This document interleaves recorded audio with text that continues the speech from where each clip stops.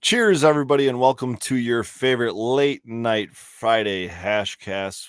Here with your hosts, Superior Buds, Pedro's Grow Room, and it's me, Fergoli. And of course, our esteemed guest for episode 8 is VaderOG. Very, very excited to have Vader here and back on a live stream. Just beautiful. Vader is the owner of Ocean Grown Genetics, someone that has been educating us and championing breeding in the cannabis industry, and especially here on YouTube for well over a decade. I think I saw your oldest video is over 12 years old now. Just inching so close to that 100,000 subscribers, and someone that has really been here to support all of us that have been in the YouTube community for quite some time. VaderOG, welcome to Variables, and let everybody know, where can we find you nowadays? Thanks for having me. It's good to see everybody. It's been a minute. For sure. Yeah, I guess it's been going on a while. I know. I think it's like 2011 is when I started the YouTube stuff. But too kind in most of that. I don't know. I'm just a person floating here through the ether with the rest of you. We're all doing our thing. Yeah, and there's still YouTube and whatnot, but all the platforms and everything really just, right, we all know, like, cut down on so much stuff. And I'd always been kind of doing side stuff in film and television. So over the years, that has just really like pulled me back and been dealing with that a lot. So Ocean Grown is still cruising along. I drop some videos from time to time, but sometimes I've had some projects and things going on, so I haven't been able to keep things going as far as like flowering stuff or whatever. Of course, keep all the moms and everything going, right? Like cruising. But yeah, mostly just kind of in and out of that, playing around with some new stuff. We have our Discord, so you can check out the Discord and the YouTube channel. YouTube's still VaderOG. Discord is Ocean Grown Seeds. I don't know if I have a link for that. And then like Instagram and that, but again, I haven't been uploading over there. And same with YouTube, like so many strikes over the years. I'm blown away that my channels weren't taken down. I got a couple of like strong worded warnings from them about it, and was like, okay, fine, we'll just let it chill for a little bit, and then just trying to like keep an eye on it. And if the platforms seem like they open up, change some policies, then it would be wonderful to get back to like putting out content. I think as far as like education and things go, for me, it was always like, hey, I didn't dive too much into like trying to do master classes or whatnot. Thought about it several times over the years, or doing something like that. But to me, it was more of like, I enjoy just documenting what I'm doing, and kind of then people ask questions and I get to interact, right, with the community and everything like that. So that was more the approach I took. And as everything just kind of really kind of hampered down so much, and I just kind of stepped back from that. Not the first time. I mean, I think during the 2000s with forums and things, like, very similar kind of stuff happened, especially locally. Like we all deal with local regulation. We're all involved in business locally and things, and stuff goes up and down. Sometimes stuff's totally open for years. Sometimes it's down. But like right now, a lot of stuff is kind of down. Like we had a lot of legalization as far as rec goes, but we've also had a lot of that sort of cut off. Like the city, like I moved back down south, and now like not outside of LA, and our city was like, there's like 20 permits available. So there's like 20 really big places, and they won't even let anybody doing less than $1 million a month, like just like run and operate. So that kind of stuff. And I didn't stand up and like fight it too bad. We tried to get into some things, but other than that, we're good on our property, we're good on our stuff, and we're just kind of hanging out for the most part. I don't know. That might have been a little bit of a ramble about where no, it gives us so much to talk about, man. And one of the first things you brought up, and I'm just going to dive right into it, is your production, man. I got to say, VaderOG has one of the most well-produced channels and well-produced content videos here on YouTube in the cannabis industry, and something that I think to this day is unmatched. I mean, we're talking everything from well-written and voiced, voiceover scripts, the level of production of the cuts of the point of view, the production value of the cameras he's buying, and the B-roll is insane. Yeah, definitely been something that I've tried to achieve over the years and just give it up because, like, my God, dude, can't keep up with that. I mean, I typically take the meta crapper approach where it's like, all right, turn on the camera and start talking, because that post the editing and post, like there's so much that goes into it. Not only is it like really expensive software and all the production equipment that goes into it, not let alone the cameras and everything that you're using, but the time. I mean, it's like one thing to, all right, put basically like, either it's like a really important hobby or like your life's work into your grow, right? And then all that time you spend there making sure everything's perfect, to then go in there with a camera and show the world about it, and then also spend probably 4 to 10 times the amount of time it takes to film it, to actually edit it and put it together and then upload it on YouTube. I just gotta say, Vader, thank you, because you have inspired me and many others out there to just not only put ourselves and our content out there, but to put just a little bit more effort in there, because like raise the bar. Yeah, you are this bar that is set, and I don't think it's matched yet. But I say all that because I think there's some pretty great people out there doing stuff, and you guys do really great work too. So I would not pull that down. I appreciate it though, for making me blush. Well, you deserve all the praise, because you've shown it, man. And I just, it's just unmatched, man. It's just unmatched. So even going back to 10-year-old videos and looking at them now, you're still above what most content is today. It's crazy to think that you've just been at that level for so long. But you talked and you brought up how you've now kind of gone back into that. Like, tell us where. This is what I want to know. Where does that skill set come from? Because this isn't just VaderOG sitting in this sweet studio that he's in right now and spending a couple extra hours a night, putting together footage. Yeah. You've got a skill set, man. This is definitely something obtained over the years, for sure. Yeah, and it sounds like, from what you said, you're putting it to use outside the cannabis industry too. So where does this all come from? I think overall, for a long time, and when I was growing up, I loved the idea of getting into like film and doing movies and things like that. So it was always kind of there, but lived a life, like had jobs, did things, right? Tried out different stuff. Cannabis came around because, medical and stuff like that for me. And I found it, really enjoyed it. So it was like, yeah, it was just like a hobby going along with it. But due to everything else, as far as like growing, I got into it extra deep, and I had the availability. I was lucky. I lived in California, in Cali. Like, they had opened up in a way that a lot of places hadn't, clones, trading, all kinds of stuff, right? Just so localized. Same with OGs and the whole story behind everything. Like, it's just, I was in the right place at the right time for sure. While at the same time, I was big on the internet, and when I say on the internet, I wasn't big like myself. I mean, like, I was big into it. And forums and things like that. That's how you could learn about stuff. That's how you could socialize with other people, because it was so hush hush. You're talking about the early 2000s. And so along with that, like, yeah, I like doing film and stuff and always wanted to, but I was some broke kid who came out of being broke in a trailer park and joining the military and then trying to find a life for myself. I didn't have the expensive equipment or photography stuff and all of that. And I totally empathize with people who are young, or new into anything, and it's like trying to invest in that kind of stuff, right? Can get out of control really fast, and especially really nowadays. fast. Nowadays, I think that we all have a pressure on us to like dive into that kind of material or that kind of equipment, things like that. Same thing with growing, right? Like, to get the best of the best lights, or what is that? Like, what is the best thing for you? So in the beginning, I was just really into forums. I wanted to take better pictures, and so it happened to be like, over the years, I got a digital camera. I was taking pictures for forums, and then the D90, Nikon D90 came out, and that was the first camera that had HD, like 720. They had locked the not the ISO, but the shutter speed rate, so it looked kind of weird. It was supposed to be prized as like, ooh, the new digital format. But when it came to video, the pictures were great, and I love to use it. But the video ended up always never really being that great. Some of the early videos on YouTube are with that camera. And this is a DSLR, right? This is a DSLR, but it was the first one. If I had just really done my research, my due diligence a little bit, in a few months, I think it was like 6 months later, Canon released the 5D Mark II.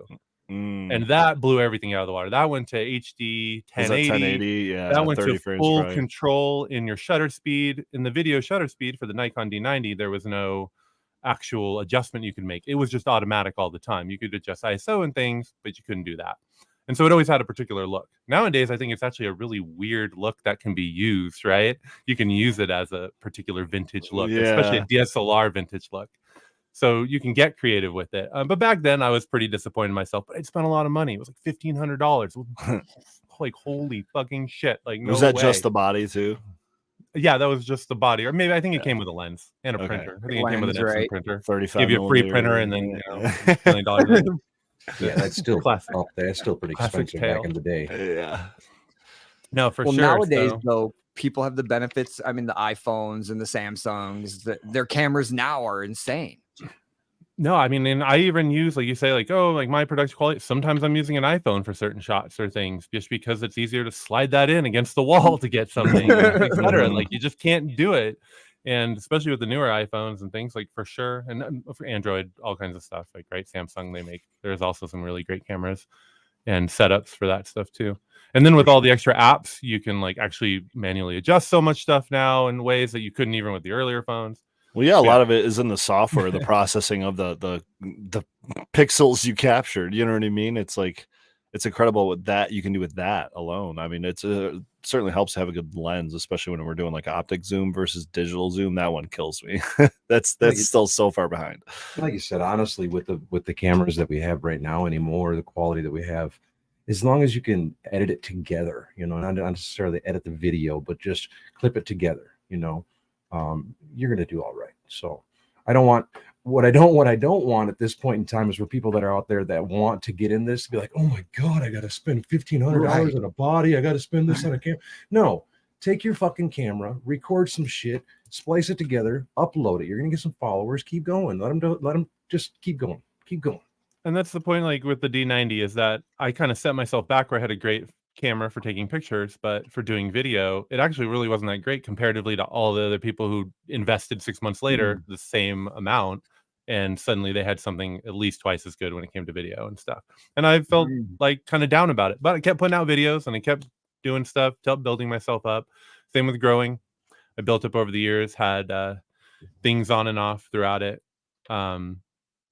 And that was the thing about the camera, was that YouTube was around in the 2000s when I had bought the camera originally. Because when I started the channel, that was the camera I had, and I hadn't invested in any other video cameras. And I wasn't thinking about investing in video. I cared much more about taking pictures. The same way in the 2000s, I did breed, and I messed around with strains and other people in the community, from Swerve to whoever, right? Like, I had been around, was inspired by that kind of stuff, running our dispensary, and we had People's Nursery Care. That was the clone place. And thinking about, real quick, sorry to interrupt, but thinking about like the phones at the time, just because the fact that we can pretty much do almost anything with these nowadays, the phones at the time were like the BlackBerry, kind of dominated the market. There's the Nokia Nextel, like we're not talking iPhones with 3 lenses or anything like that. Like that just really wasn't an option. Oh, And yeah, in terms of, especially, yeah, in terms of like digital, even recording digital, don't be it's shitting still on on my a tape. Palm 3. Oh, and back then was the bomb, bro. YouTube itself forever was 480, like for the first years. Yeah, and good then it point. went 720 and then 1080. And that's when, I think when they flipped to 1080 was like 2011 or 2010. And that's when I was like, oh, maybe I should put some videos out, because I was on the forums and I like been doing pictures. But I was like, maybe I can make some tutorial videos or for friends and people on the forums. Like, that's really how it snowballed. YouTube wasn't the way it is now at all. There was no idea. I mean, there were some people who built up big followings and were making money, but the idea of making money or monetizing, no, we're talking well before this. Okay. He's like Gen 2 on that time period of YouTube. Fair enough. I mean, Who was there? Who was there? Subcool was there, but like, if you go back and look at those old video views and stuff, like they're a lot more now because people have watched them over the years. But even then, like those, if you had 10,000 followers, it was like crazy. I think the biggest person was someone who was like Dutch, and he had like 80,000 followers, and he was just smoking bowls. And I knew someone else that had like 30,000 followers doing Widowmaker bowl smoking, and mostly that's where it was. Anyone growing was far less than that. Yeah. But it was huge to us. It was like, and it's still, and those are big followings. I think it's good not to be lost in the numbers. But yeah, when I first started, that's all it was. And but as more I started doing YouTube, I wanted to be creative. I was always in the idea of like wanting to make movies and write scripts and do things. So on the backside, kind of as a hobby, I was doing that, while also kind of hobbying around, messing with cannabis and at least producing content. And that's when, after a couple of years of that, like 2014, I decided that I was like going to go to film school. It was like I wanted to actually go to film school. There was a local enough college. I had to drive a couple hours to it. That was in between LA and San Diego, because I was living in San Diego at the time.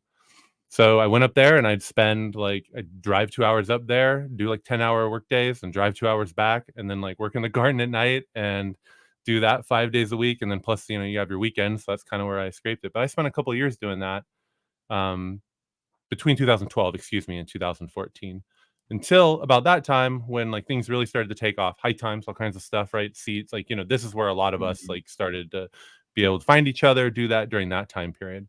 So before that, spent a year or two, kind of messing with YouTube, got interested, went to film school, learned that film school, by the way, anybody who wants to go to film school, great. It's going to be good, but they don't teach you the technical skills really that much there. It's all about business. It's all about permits. It's all about how the business works, right? How production works, producers work, what's the workflow.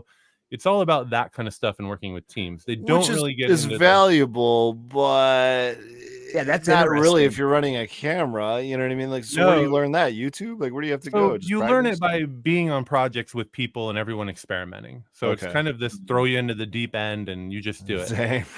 I was deep ending myself by being on YouTube. So I had already been able. So I was able to build my skills along the way and do it. But it's just an interesting thing because I don't think that the way I film or do whatnot and edit and everything was really, I think that YouTube itself and doing Cannabis built me up more for what helped me with my career in film and television than the other way around, where film and television things fueled how I look at it as art and the way I edit, the way I like to produce content, and the way I then like to interact with the community itself, right? Your own community. We all do with comment sections and everybody out there and everybody listening.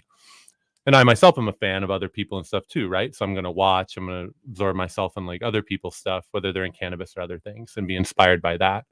So a lot of things I would say YouTube itself and having the availability of the platforms was a bigger inspiration in the direction I ended up taking. And then of course, getting into cameras and doing things like that. So yeah, the market does kind of dictate your direction. You know what I mean? To a certain extent. Was there ever a point where you wanted to change direction for some reason on your production? But for example, I bought a drone 7 years ago, and then all of a sudden I was like, oh, I'm making drone videos, but then it's how do I incorporate this into my grow? Unless I'm doing an outdoor grow or I find some commercial facility that could actually handle a drone flying through it, there's not really a whole lot I could do with that in the cannabis industry. So was there anything that? You don't run the drone, but it's still a nice gimbal. So you just hold it in there. It really is. You're just holding it yourself. You are the drone. It's so true. It's so true, man. I don't know, maybe being creative with things like that, but I've thought about over the years. With film school anyways, a big thing was the connections. You learn about all the technical stuff, and then you're put on projects. You go through Film 2 programs and things, and then you make connections, and then you work for free for years and years. You work for free, and then they start paying you a little bit of money, and then before you know it, you can set a day rate and you can make your way in, and you have enough. But though the way that I would say getting into YouTube stuff, I was always pretty much just set with the cannabis stuff. And although I thought about venturing off maybe into other production stuff, I just kind of concentrated on it. I only had so much time. I think we all do, right? Everything takes so much time. And if you're really going to be into stuff, you maybe have a few burners. You can do cannabis and the production and kind of merge those together and then have your outside thing. But every time I went to think about bridging off into something else too much, it was I just didn't have the time. It's hard enough to find the time for everything here. Mm-hmm. Is honestly so I'm curious, is there, I was gonna say from the moment you click the record button, so to speak, on a camera to the time you click publish, but if you're me, I'm probably make sure my floors are clean, make sure the fans are all on, the lights are at the right settings, and my my HVAC is good to show it all. Yeah, I might check the grow a little bit before I just turn on the camera. But there's a lot that goes into it from the start to finish, and I'm curious to know maybe for every, if you can give us sort of a ratio, maybe for every like minute of published footage you put out there, how long do you think, or like how much effort or how like total time does it take for every like minute of video? Because I'm thinking it's got to be like hours per minute, right? For sure. I think when it depends on the workflow and what's going on and what kind of videos I'm producing, do a daily series and just jump in there and do a 3-minute video every day, right? Mhm. Just to check in on the garden, like when I was doing a series like that, for example. You get into the flow where some of the days and things are a little bit quicker. Go in there, take some shots, not so bad. Go into the editing, you're good with it. I mean, definitely a 10x regardless for everything, and that's when things are going well. If you're trying to like Yeah. do scripted stuff, if you're trying to put things together, one of the things like where it's like I did skits like our Vader characters and things where I'd shoot myself and try and do like You know, a little props bit, and costumes and yeah, props and costumes a little bit more, and that's the stuff I really love to do, and I wanted to do more and more, but it took so much time, insane amount of time. For like afterwards, it just looks so easy. Like even to myself, I look at it and I watch it, and I'm like, that doesn't look that hard. But all this took up so much time. But I think it's the same way that like I'm sure we all mismanage our own time idea about like I'm gonna go into the garden and I'm just gonna trim up this stuff. Just gonna take off a few leaves. Yeah, I'll be done in 45 minutes. You know, to your significant partner or whoever, and like 3 hours later, you're just like, Yep. oh, I'm not even halfway through what I thought I was gonna get done. Great fun for your OCD and your ADHD. Great fun. So for time, it's like, yeah, it's tough. It does take a lot of time and effort to go through that. You try and pair it with the fact that you're in there doing stuff anyways. You get better about setting up cameras, doing whatever. I think at the beginning it can be very daunting and it take a lot of time. And then you end up getting back into the editing room. The shots don't look the way you thought they did. They look good on that little screen, but once you kind of get it up into the 1080 or 4K, you're like, oh shoot, that doesn't look that great. That's blurry. That's the worst. When things Yeah, are blurry. once I learned how long editing took, I just decided on a 24-hour live stream. Just Yeah. like Let it I don't run. have to edit shit. I think that was genius. That was a smart decision. Let's jump from the production for a second and jump over to the breeding. Ocean Grown still alive and well? Yeah, absolutely. We're still doing great. I mean, that's one of those things where, like, regardless of any business, I love to grow weed. I love to smoke weed. So I'm going to keep producing my own stuff for myself. And since I got into breeding, it's just like a secondhand nature thing for me to want to experiment with a new strain that like you end up making and getting together with and finding something good, find a good phenotype, want to bridge that against something else you've had in the past. And especially when it's not like, you know, over the last few years, I've kind of been able to kind of step back a little bit, not worry about timing. Like when you're trying to produce a lot of product all the time, you want to keep things fresh. You want to get things like timed up versus like sometimes it's nice to be able to step back and go, well, not really a big deal if these seeds are 5 years or 10 years old. We'll see what we pop. We'll see what we get. I feel like I've been able to kind of lean back into that a little bit more, take a little chiller pace.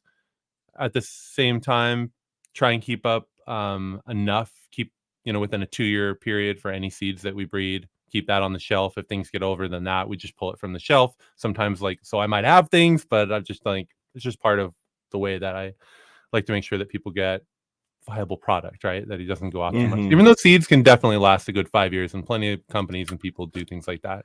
Just set parameters, and Well, that's just what we operate on. So that is good to know because I do have I a was handful I haven't popped yet. literally just going to say the same thing. My cabinet's stacked back here, so that's a good thing you're freaking here.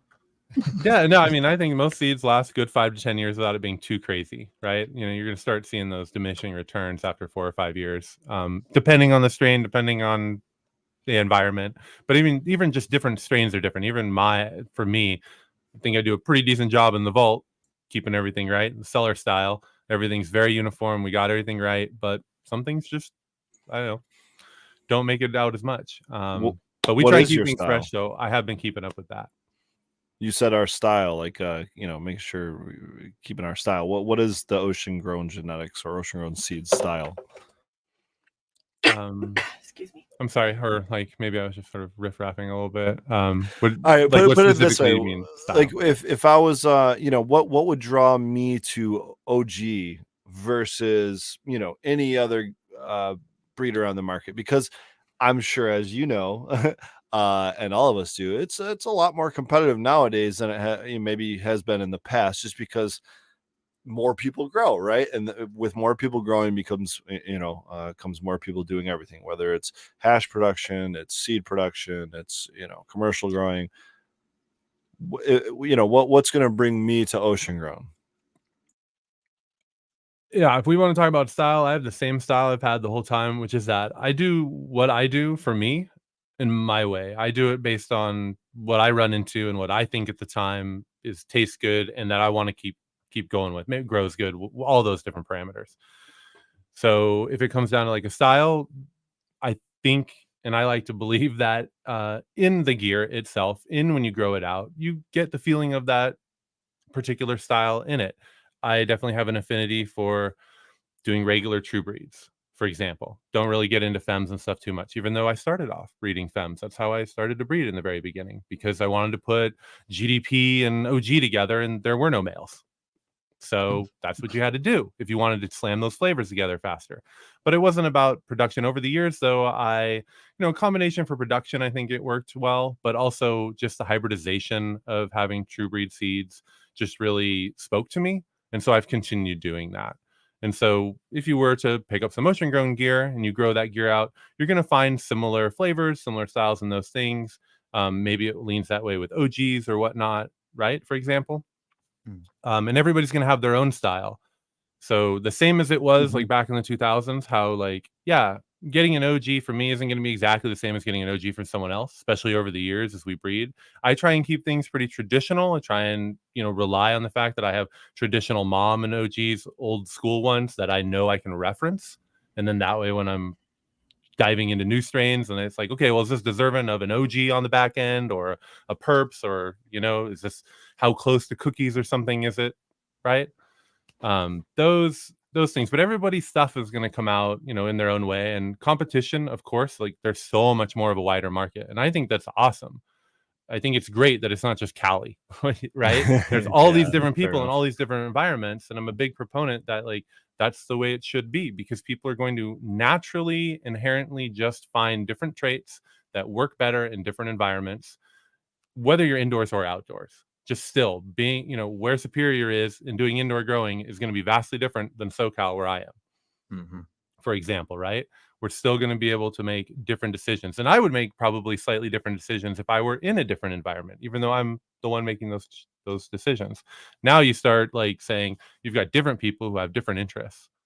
Then of course it's going to vary. And I think the variety is good. That's what we need. We need lots of more variety. So we love our variables. I was just going to say. I remember so last week, actually a couple times over the last few weeks, we've talked about a lung room, and you were one of the first people I remember learning about a lung room from Vader.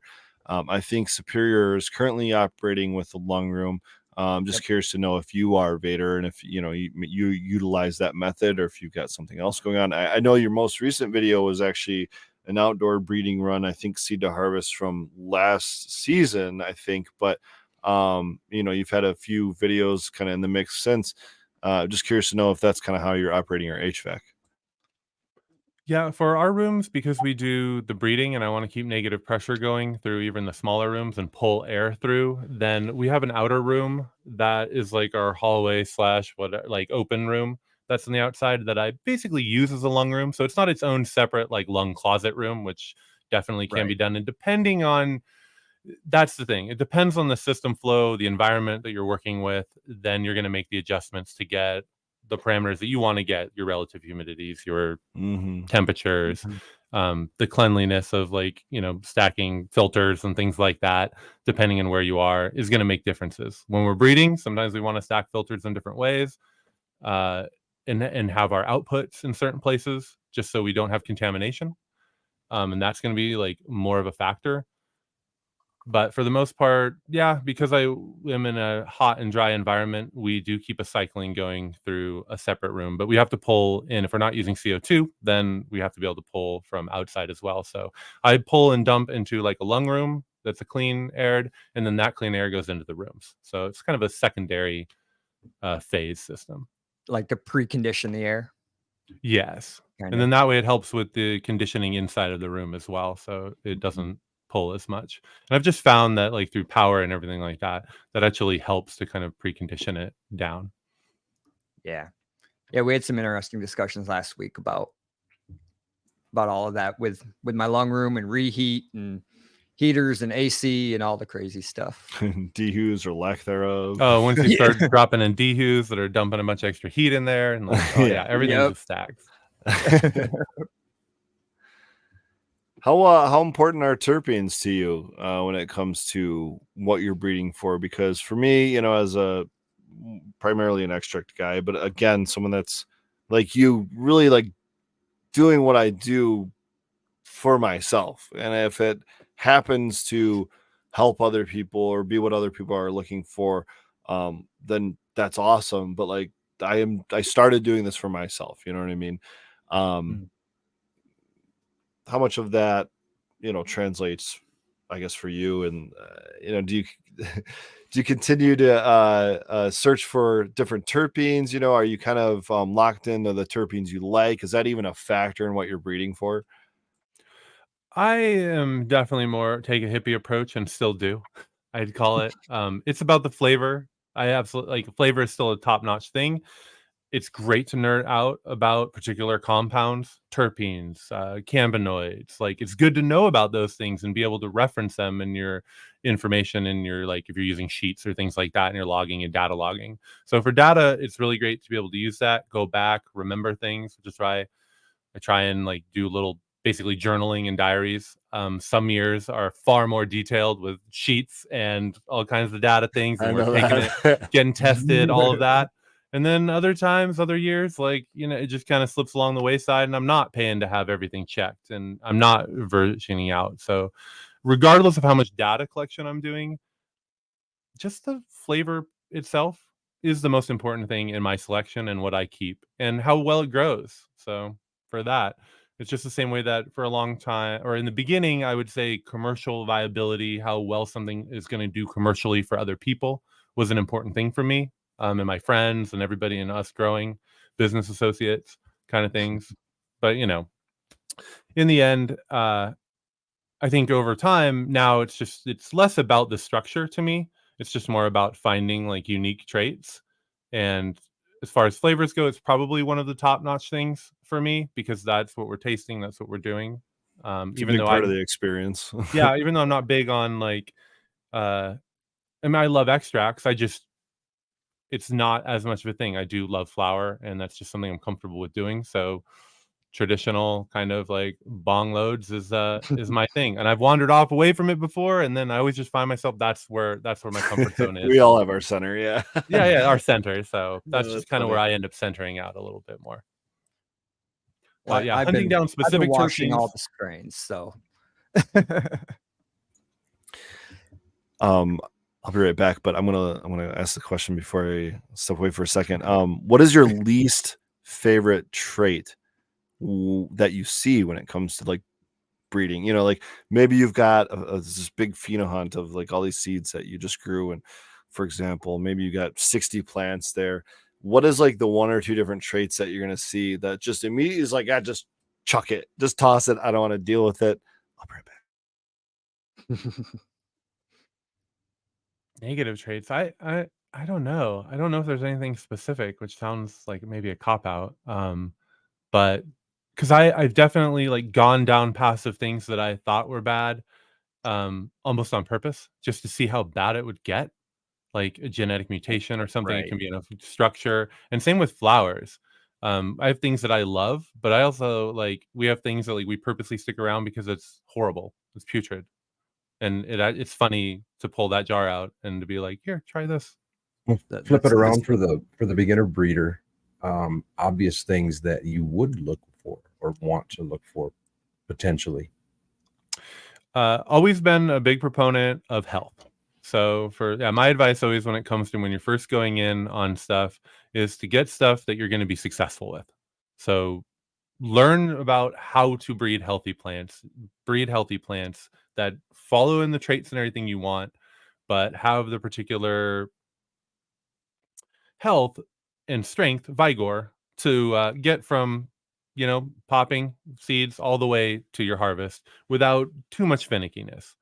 I think that's one of the things. Now, people are welcome to challenge themselves, and you don't have to take that advice like 100%. Different people are going to have a different way that they're going to want to go about it. Absolutely. And I also don't think that's a problem. But I generally just, for friends and people who have been interested, and when they come to me, I find that I myself had the most success, and I find other people have success when they start with a good foundation and are able to then build upon that foundation and then start to experiment with the variables that are more extreme on your bell curve, the farther out you get on that gradient.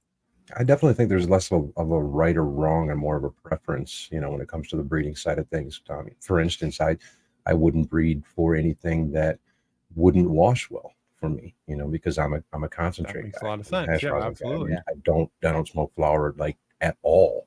So, the differences are great, in those instances. And that's a great point, where if people came to me and someone was just interested in growing and wanted to ask about particular strains from me and said, oh, which ones are you really specifically are good for washing? It's like, well, I know that community has had great experience and good experiences with things like Alien Rift, right? Good Right. washer, great. But it wasn't specifically bred for that particularly. But if I knew that my friend, like Pedro, is like actually doing some breeding for that, I will hand that, hey, you should go check out Pedro though, because it sounds like that's going to line up a lot more Sure. with you, and you should connect Yeah. yourself with people. So if you're interested in certain kinds of breeding, then you should seek out people who are within the same realm as well. I think that can be really helpful. And obviously, pheno hunts are, play a big role in that as well. I tried for a little while to try to get a pheno from dark plasma that would wash. I just couldn't get it to wash. But yeah, pheno hunting comes into play big time there. No, 100%. And that's back to the Yeah. breeding thing, though. It's always a roll of the dice.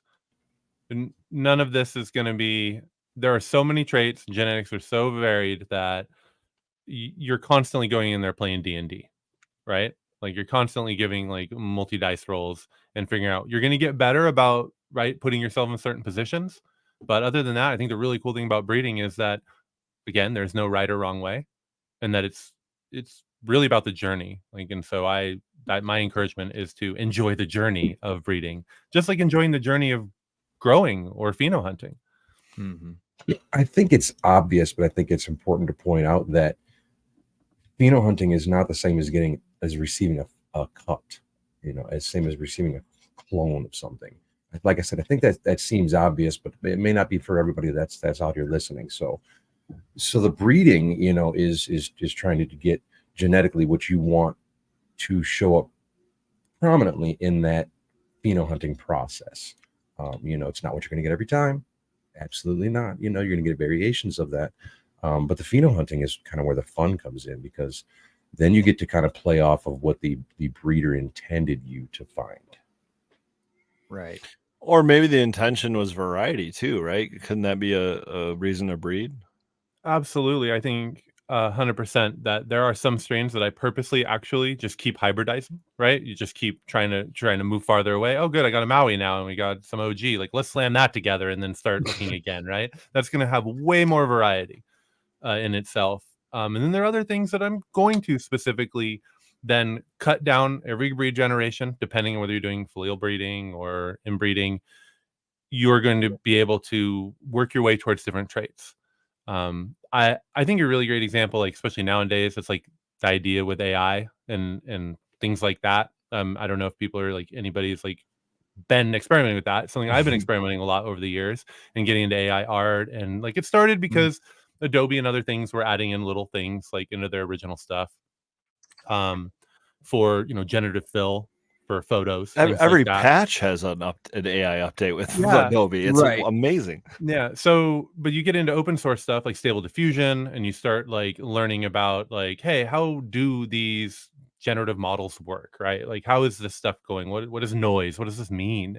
And it's actually really similar. It's like the idea that they're just the algorithm is just trying to, right, pinpoint little things, just like genetics, and grab particular traits out of the DNA sequences and put those together, and you can decide like how much noise, how much grain, like how much you push forward, right or left.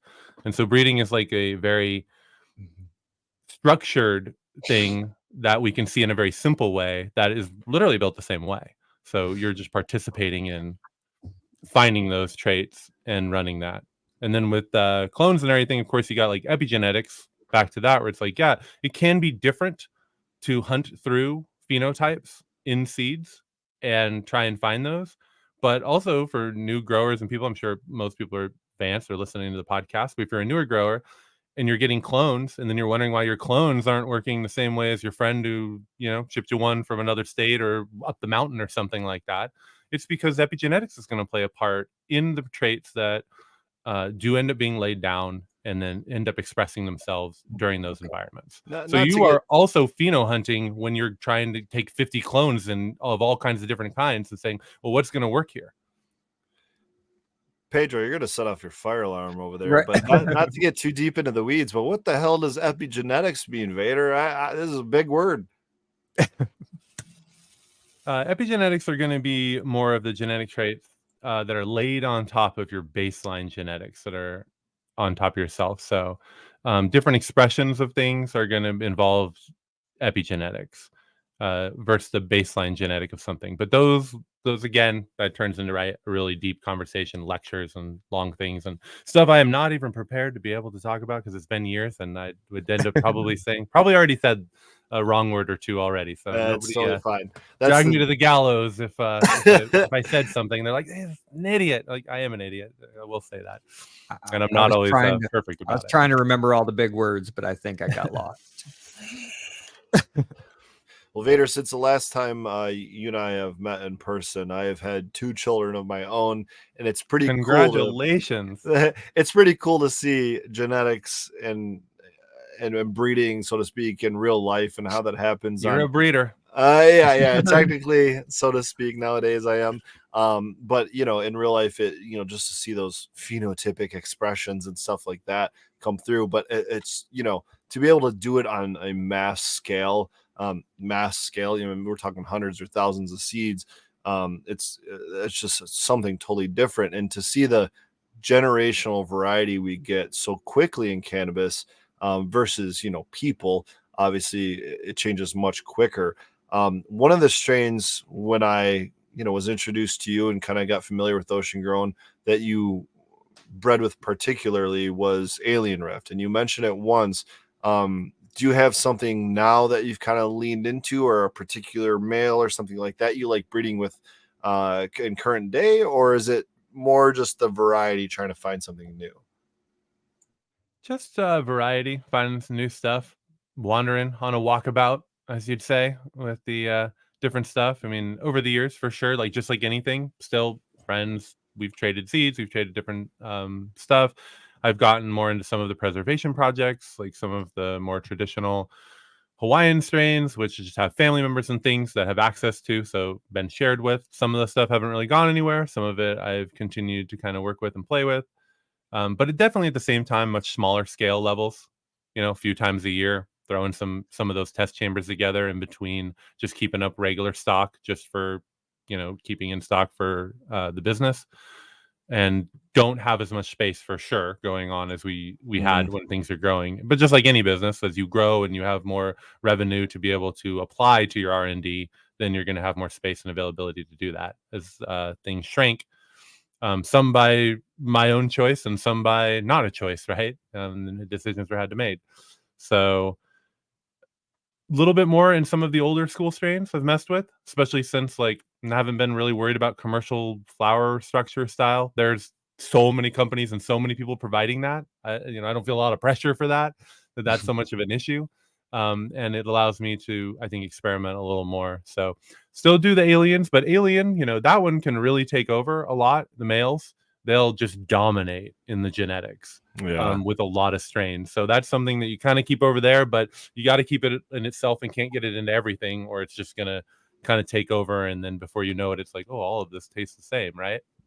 Especially if you're trying to get variety. So bridging past that for a bit, I think that during some of the years, got real heavy in some OGs, got real heavy in some cookie strains. Alien, pulled Alien into some things. Oh, that was taking over. Okay, well, let's step back away from that. Let's jump earlier or grab something off on the side that's going to be less dominant in that way for just the baseline genetics.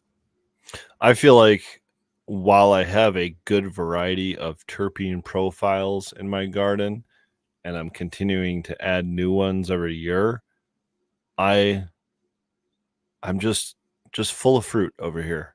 It's just grape, garlic Dude, I am fruit, so and with you there. orange fruit, and raspberry fruit, and grapefruit, and it's all fruit.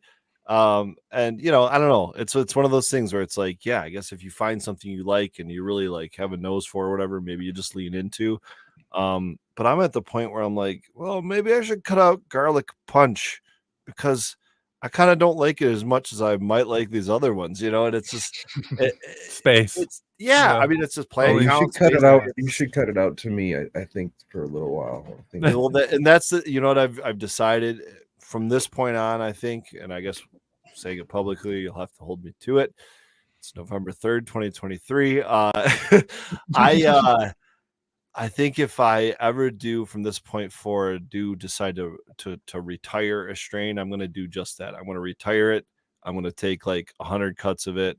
I'm going to release it and let the people do with what they want from there. You know what I mean? Because I no longer have the space or the gumption or whatever it might be to continue on with that strain. It might have been beaten out for one reason or another, but I'd hate to just see it go away for no reason. It's like if someone wants it, I guess give them the option to have it.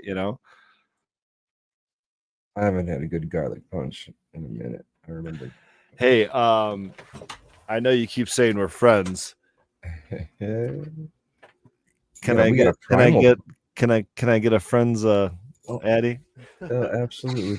We got a primal punch that we're harvesting out here again this year. Same primal we had for fucking ever. And she went into a re-veg this year, so she went a lot later. She actually froze probably 3 times. And man, she's sticky, stinky. I'm so excited to wash her. So excited to wash her. I did really like the Primal, and Med does a great job with that. Those ones are like really good. Where like the garlic, you guys are crazy. I just can't. Not a fan. I mean, it's something different, man. Personal thing, but you won't find that around with me. So There's been I love lot. it. I'll smoke it if you give it to me, but There's been a lot in chat asking about Malibu pie. And the Hawaiian strains in general. Right there we go again. Right there. Another It's Malibu pie. Some Malibu here. yeah, Is that definitely related. Malibu's. Yeah, Malibu has some Malibu pie and a little bit more, some perps and OG in it from the Witch's Brew and everything like that. Yeah, definitely got into like the sweet flavors. Cookies and as not as much as like the baseline for cookies itself, but as it started to bridge off in like key lime pie, things like that, I definitely leaned into that and pulled a lot from that. That inspired me a lot, and that's where we ended up getting into some of these like the Malibu. Now the major one I've had lately is the Yoda soda. Kind of gotten into the sodas for myself and for us. Found one crazy Pheno.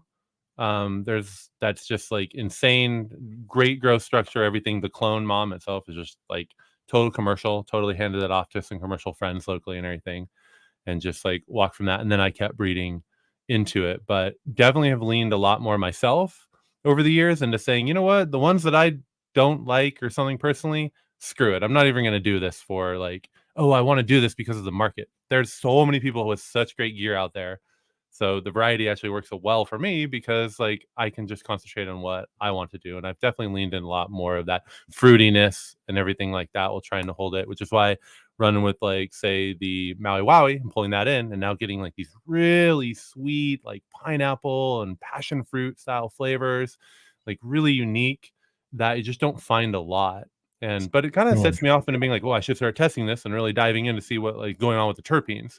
Something weird's going on, and I'm not finding that when I go to my friends' dispensaries, a couple of them locally, and I'm like trying out all the new stuff, and they got some clones around. They're trying to push something on me. Oh, you got to mess with this. You got to try that. But I don't see some of these flavors we're pulling out, And then when I show them, they're like, oh, that's crazy. Like, how do we get into more of this stuff? But at the same time, because I'm starting to run them with the Mauis and people are like be testing. And as we start to like, we have released some out to our testers and we have them around, the structure isn't going to be in the commercial way that you're used to. It's going to be you're going to find yourself a lot more in the middle between something from the 80s and 90s, right? Than you are from something, past 2005 as far as structure goes. Or maybe some of the really good stuff that was like, what does that the look structures like? weren't good in the late 90s and the early 2000s. You have your OGs and all kinds of stuff, Kushes, but I found some really good Yoda sodas that washed beautifully. So very nice. I loved that. Was one of my favorites that we've done. It's currently my ultimate favorite. I think it might be my all-time favorite. I don't know what to do about it right the now. Maui, wow. but the pineapple Maui was, I had one of 6 that was pineapple that was insane also. Yeah, the pineapple flavors that straight come from it, like there's just no denying it. Like you pop a jar for anybody and they're like, whoa, like it's just like pineapple tart in some of them. There's just, very almost like, pineapple jelly or something. I don't know how to explain it. That Right. definitely seems like one I need to add to the quiver, so to speak, because I have so many different fruits. I swear I'm gonna get a whole cornucopia of them before I'm done here. Nice. Well, you should try this one out because, like, when you have a flavor that has like a viscosity to it, you're like, it smells thick, like it's not just like thin, like it's like in the air, like it has that. That's why I say it's like, oh, it's like a Like cream it fills or a like room, like or no, like it puts in your mind that it like came from something like a pastry, like right, like a jelly. I don't know. It's hard to explain in that realm, but that's how I would describe my Cobra milk currently, because it okay, does have cool. that creaminess. It's a jealousy cross with cereal milk, so it really has that fruity pebbles Trix cereal kind of flavor profile to it. And I love that flavor profile. So I do too. And like, you can find any flavor profile in cannabis. You just got to find the right person that has the strain or the cut or the seed or whatever. Oh yeah. It's literally that is the most mind-blowing part about this plant to me. Maybe we can shift to that. And what is it to you that drew you to cannabis? Because for me, it was like the medicinal value. It was literally replacing a medicine for me that gave me a reason to use it and to then grow it myself and then to share it with others. But like, the most mind-blowing part of this whole thing to me is the fact that this singular plant, which is on this background behind us with these 5 to 7, maybe sometimes 13 fingered leaves, you know what I mean, and these crazy varietals that we'll get it. I mean, you could have a field of them, and sometimes every single one smells different, and it could smell like maybe every single smell you've ever smelled on this planet, and maybe sometimes something new you've never smelled before. And that's just like, that's the most mind-blowing part about it to me. I mean, is it to you too? Does it hold that much weight to you? It's just like, I can't get over it. It's something new every time we talk to somebody. There's a new flavor, and it's like, how? That's what's always turned me on about the Trop C that Eden has, that I work with. It's such a citrus flavor, it's undeniably citrus, almost like you're biting into an unpeeled orange. Okay, like overwhelming. So especially at low temperatures when you're dabbing it, but just insane. And I guess my point is every time I dab it, I'm always just amazed that a cannabis plant can taste so much like an orange. Because show me an orange plant that tastes like cannabis. And I think actually, if you come back down to the genetic concept, that was something that really intrigued me, was that like basically in the genetics of the plants is locked in the millions of years of evolution of like these plants that are so similar to other plants that are around. So terpenes and we know these aren't just found in cannabis, of course, right? They're everywhere, all over the place. So you can get through it. Like, I found it about medical. I didn't really know much about like that stuff. Smoked weed a few times in high school, but I have no legacy of being like a kid growing up as a stoner or something and having that kind of background. It wasn't until I was injured, got out of the military, and like needed something to get me off like pharma stuff. I was on a bunch of steroids, and I found cannabis. Like my friend joked, like Peter Tosh, like Bob Marley, you know, like cures asthma, you know, like it's in the song. And I'm like, all right, well, screw it. It can't hurt. I'll give it a shot. I've smoked weed a few times. Like I'm not against it. Whatever. Smoked it, and then like I had an epiphany. Like the first time, like afterwards, couldn't tell you the difference it made and the fibromyalgia and everything that I was suffering at the time. It was just insane. It was You like never night and smoked day. up to that point? I had smoked a few times, but it Okay, always had but not been for like, medicinal. having a beer in high school while like Yeah. someone passed a joint around, and I got a little lit, and I was like, all right, but what's the big deal? Why is it illegal? Like, Right, oh, right. it's so lame, whatever. But I was into sports and things for so like at such a high level that Drug testing. it just didn't really come across, even without the drug testing part of it. It just wasn't. I was too busy doing these other things, so it just really wasn't. That stuff just didn't really appeal to me so much. But when you're like laid up and you're messed, like you'll try anything. Blew my mind though, because I was like, what the fuck is this? Like, how do I feel this way? Why is it like this? What is going on? The only way I could find out about this information was to dive into the foray of like what the cannabis industry was and how much it had been built up. And that's why like I'm a big proponent, like, oh no, standing on the shoulders of giants. Like me too. Like I wandered into something, was super lucky, and then had the right connections, right way. I researched, found it, and then I had to grow it myself because that's the way it was. Well, when you have to grow something yourself, then you learn about it. And when you start learning more about it, I was inspired and intrigued about it. So I wanted to get into like the idea of, okay, well, it's breeding. Let me try breeding. Only to find out that, well, in the genetics, all of these flavors are here. So you can take, if you were really stuck on a desert island, you'd be blown away what you could take, like a very small amount of gear that seems like it's backed into a corner. Start grabbing those phenos. It starts with a little inbreeding, but before you know it, if you get those traits and things farther and farther away, you can expand and expand until you find any flavor. So anything you have can be turned into something else. Whether or not how easy it is to find that and to hunt through it and get to it, just like AI, right? Trying to make AI art or something, you want to make AI a certain way and prompt it, but like you can get there eventually. That's like the really interesting thing for me. So like that baseline genetics. But as you said, or as we said, like when you do the genetics, you got your baseline genetic, and then you asked about epigenetics. Well, that's like the idea of twins. Two twins are pulled away from each other. Go throughout their lives. One lives in the tropics and gets sun all the time and all kinds of stuff, and the other one lives in the snow and does whatever.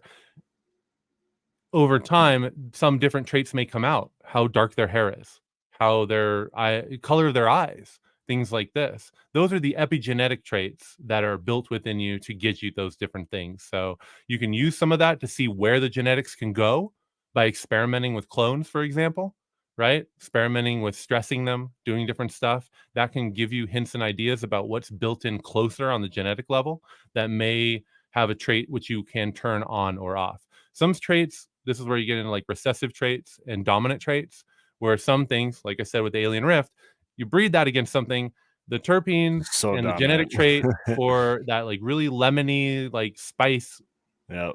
it just overtakes everything and it's dominant, and the recessive genes are just stuck underneath it. And it's really, 1 in 10,000 maybe you'll find. Oh wow. One that would go over. I'm speaking ill, but that's an extreme example. I wouldn't say that that's the actual number of that. Okay. But just using that as like an extreme example of just the idea of it. Theoretically, it could happen. Yeah, where maybe you have a 50-50 chance something will come out purple when you breed, perps and an OG together. Although generally, if you want OG flavor, trying to get OG flavor and a purple plant just doesn't work. There's something linked to those traits, right? So nowadays, we've had enough that like you do find those things because people have been able to do it. We have enough people doing it. That's a beautiful thing about having so many people able to participate in it. Where in the 2000s early, when I was first breeding, it was an impossible task to make. The Merlot was the first thing, and I would say that the Merlot itself, it had the purple and it had some OG flavors, but it was the closest thing that anyone and any of us had found at the time to get the OG flavor, but it wasn't exactly the OG flavor.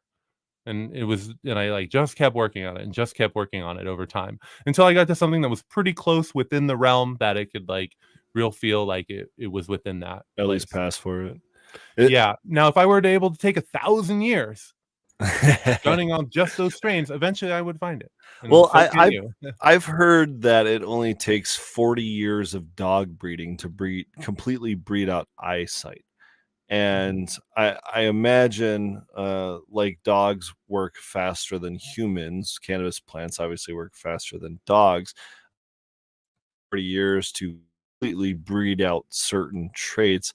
Now, I don't know if we want to breed anything out, but as you know, is there anything you'd like to like breed in?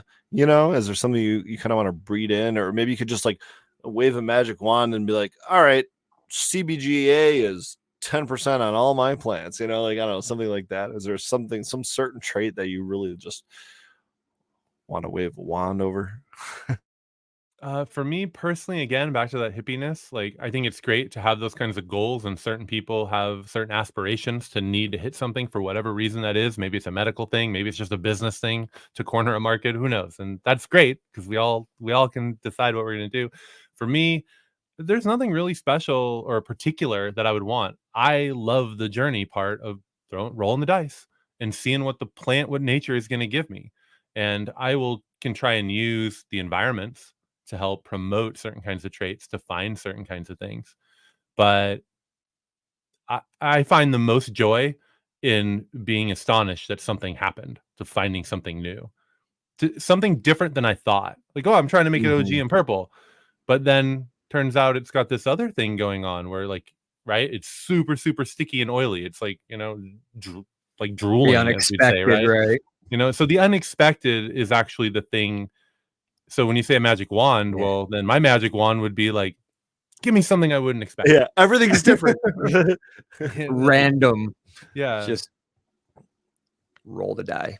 Yeah, that's fun. That's got to be. I mean, if we're taking fun to the max, that's probably what it is. It's probably also the most potential for train wreck in terms of actually having a successful grow and hunting all of these types of things in maybe one environment. You know, yeah, it's a huge potential waste the of time. burden, waste of time. You know, Vader likes to hunt, but you know, some of us like and or need the yield and or return.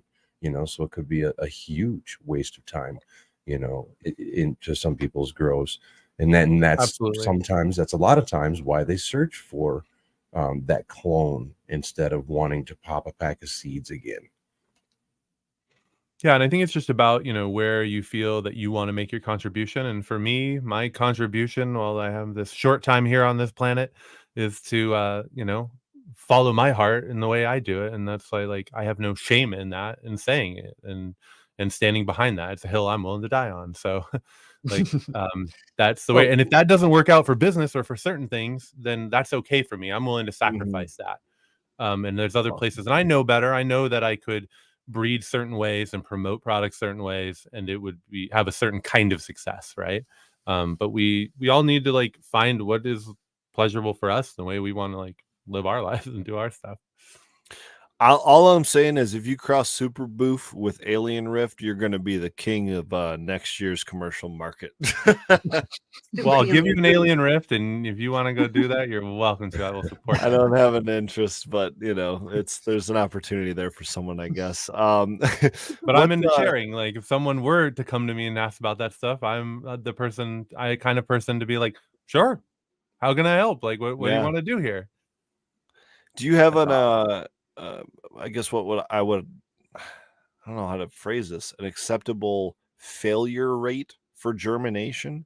You know what I mean? Like you talked about having this basically a 2-year-old seed stock versus a 5-year-old seed stock versus, you know, 10, 15-year-old seed stock. Obviously each one of those categories is probably going to have an acceptable failure rate when it comes to germination. I'm kind of curious to know what that is for like that kind of 2-year range, but also what it is for, you know, 10-ish years, because I do plan on keeping some of these genetics around for a long time. And I would like to down the road pop them, and that is the reason I am holding on to them. There's a reason I haven't popped these specific ocean grown genetics, for one reason or another, but I eventually do plan on popping them. Like I want to jump in here. So when we talk about success rate and popping beans, right? Like if I pop a pack of 10 or 11 beans, right, and only 6 of them pop, well, I done fucked up. I'm not gonna get on the phone and be like, "Yo, Vader, what the fuck, bro? You fucking," you know what I'm saying? Like, Well, I want you to. I'm the kind of made person that who's mistake. like, I want someone to do that. I mean, if it's an honest mistake, they weren't really, someone's into it. Like, of course, like it's just about success. So I don't think that's so much of an issue, and But I think it's a that's why I have a huge place barrier. where most people aren't.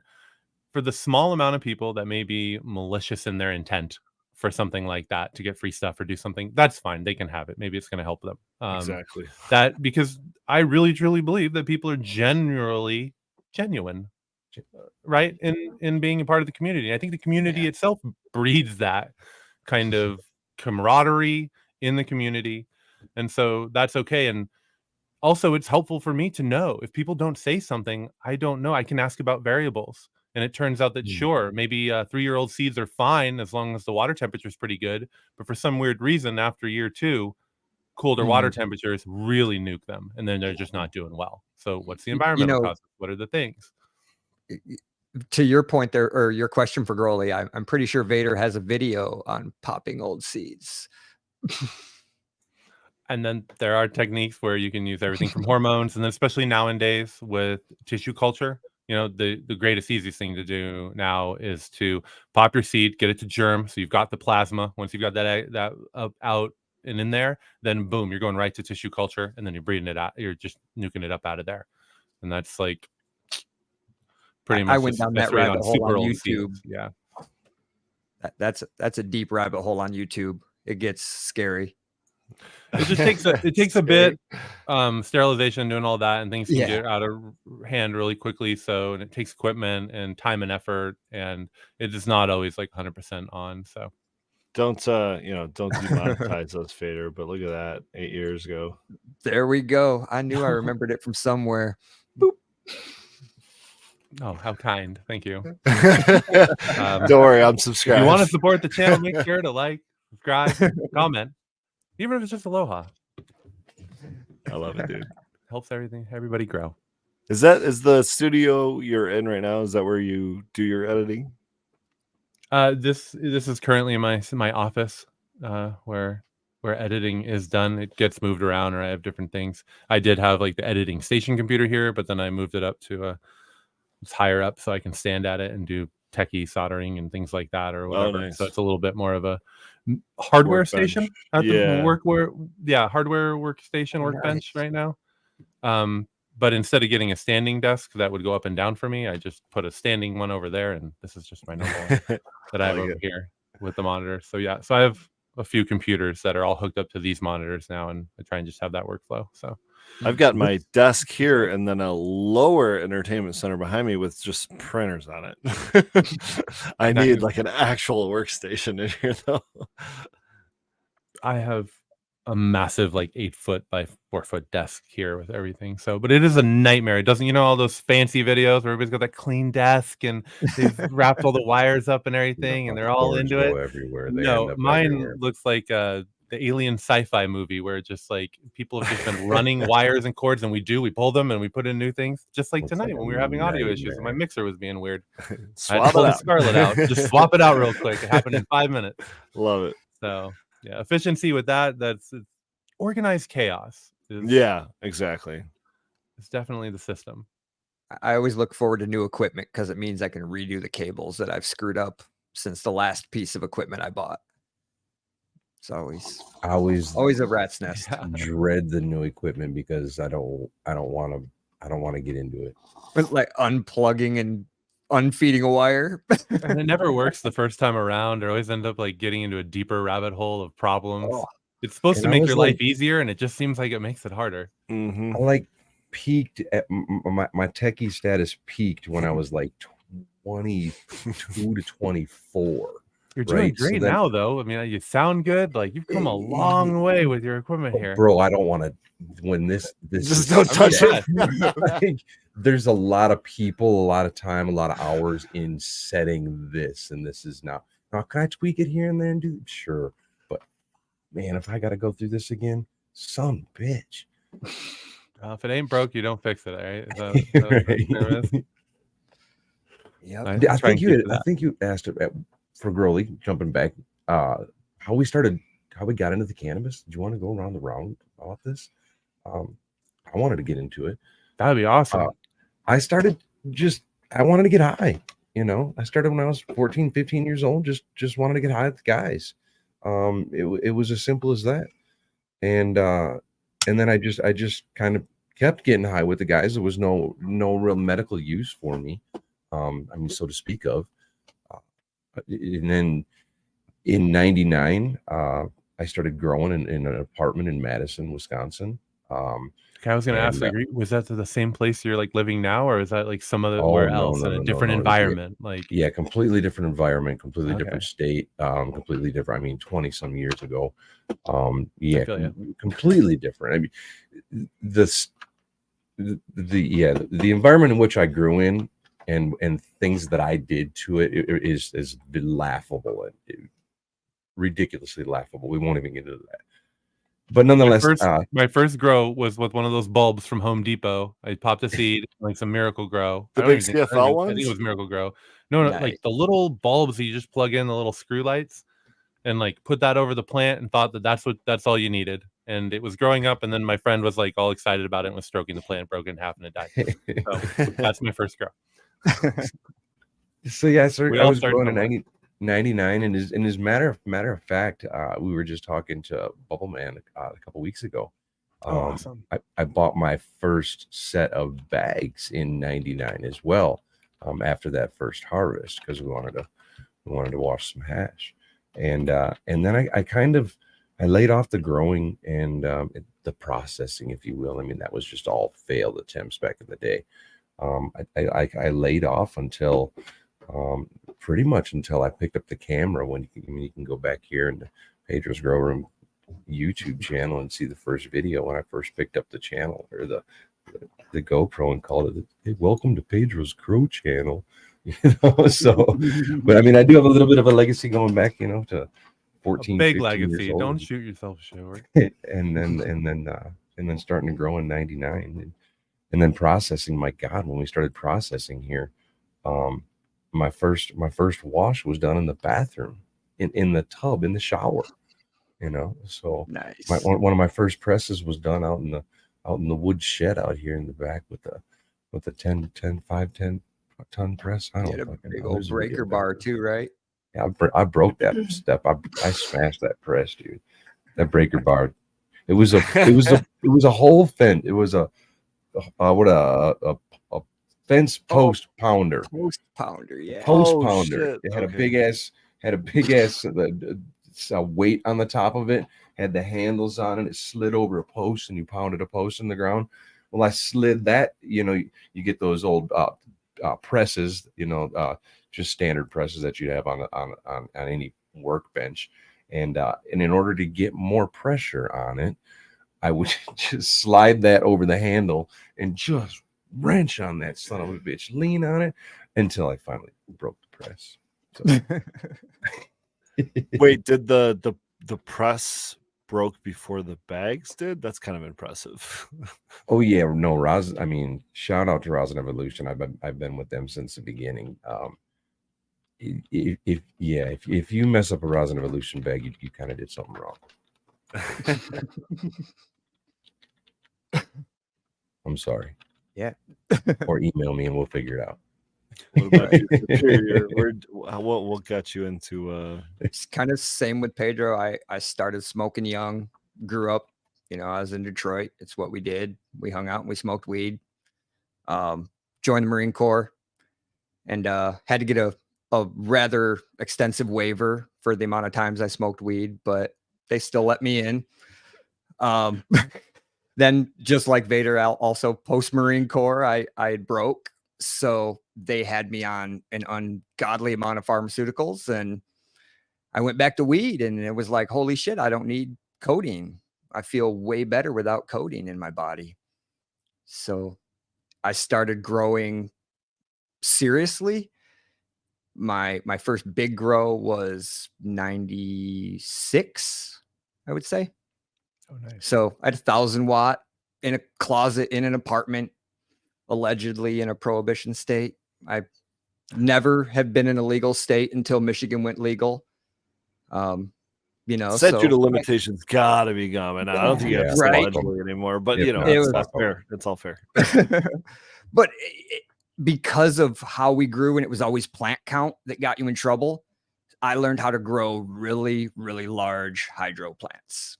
So that's how I always grew. I grew hydro, I grew big, because 2 plants was way different than 12 plants. And then once Michigan went legal, then it was just like, holy crap, I can grow 12. No one's going to say anything. So I grew 12 big ones. That's when I had to call Pedro and be like, you need to teach me how to make bubble hash, because this is too much flour in my basement. when you got 2 full basement shelves full of, you know, hundreds of jars and a whole flower room, like, we need to rethink this. It's a whole hell of a lot easier throwing flour into a big ice bucket when you've got mass amounts of it. Then it's your only jar, your only harvest. and if this fails, you're gonna have to go buy some more weed.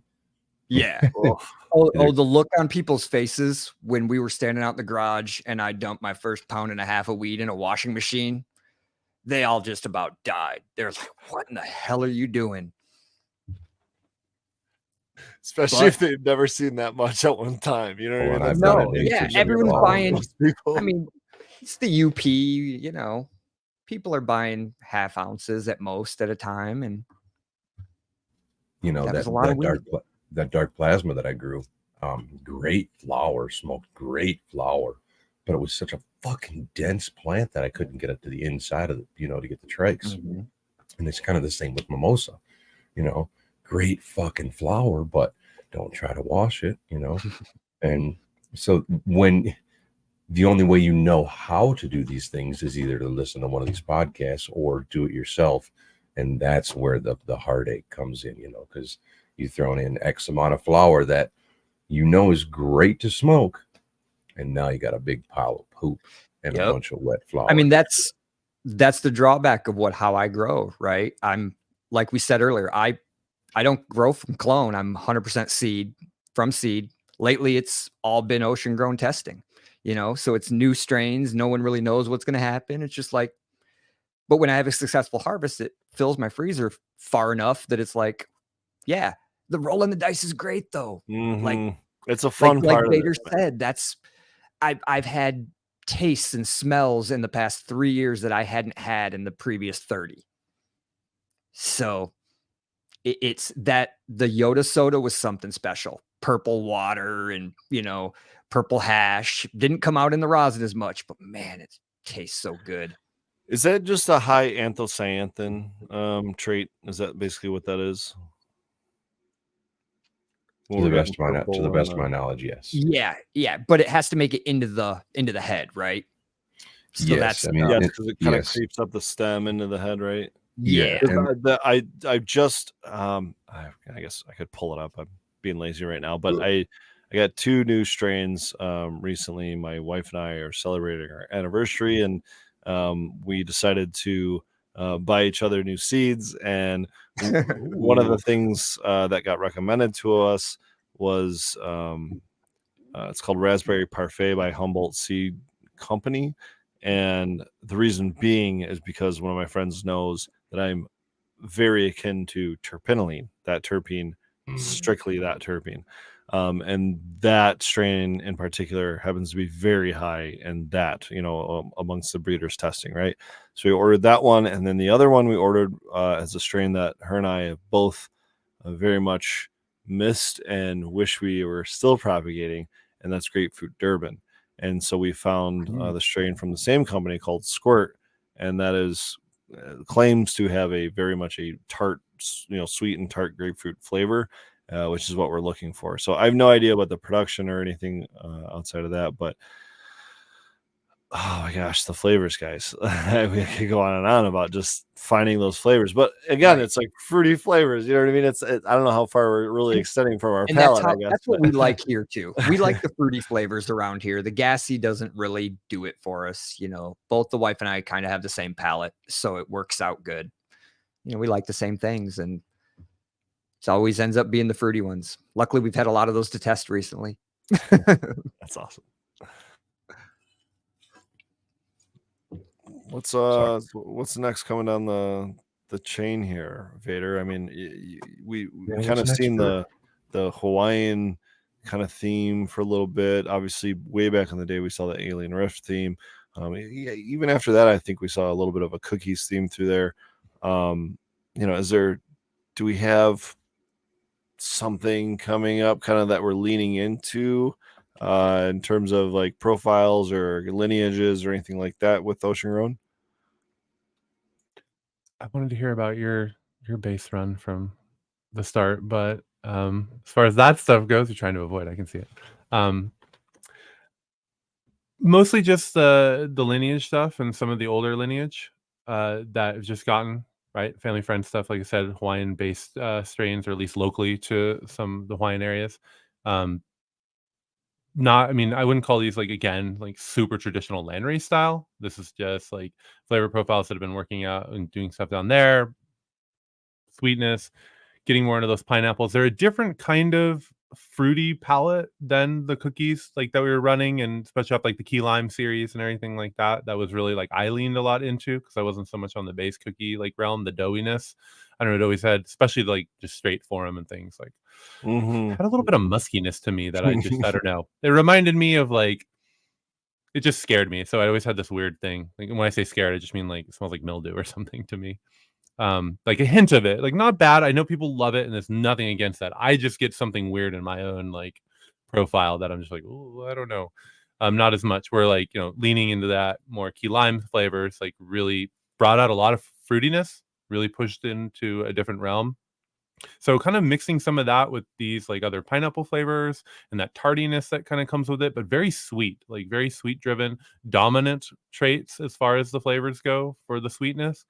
And then the structure itself, definitely not disappointed. Getting into some, like, got a couple of Mauis that are like they themselves are very, I wouldn't call them dense comparatively to like things that we're used to now and we see on the shelves, but not as light and fluffy as like a lot of the stuff that you can find in there. It's still pretty varied, and that was like done on purpose by people like and growers like and friends, family friends who are they're just throwing things off for the next time, right? They're just throwing things for the year. They're gathering enough things and putting some stuff. Sometimes they'll take certain ones and go put them over in a corner to try and get them more that way and mess with it a little bit. But again, they're just like trying to get to the next season, hang out, do their own production so that they can smoke themselves, etc. So you're not going after any strains that have any kind of donut leaning qualities, do you? Donut, the sort of doughy breadness. I'm sorry, Pedro just busted out a bag of donuts. Oh, gotcha. I'm full stoner, man. Donuts and milk over here. I love it.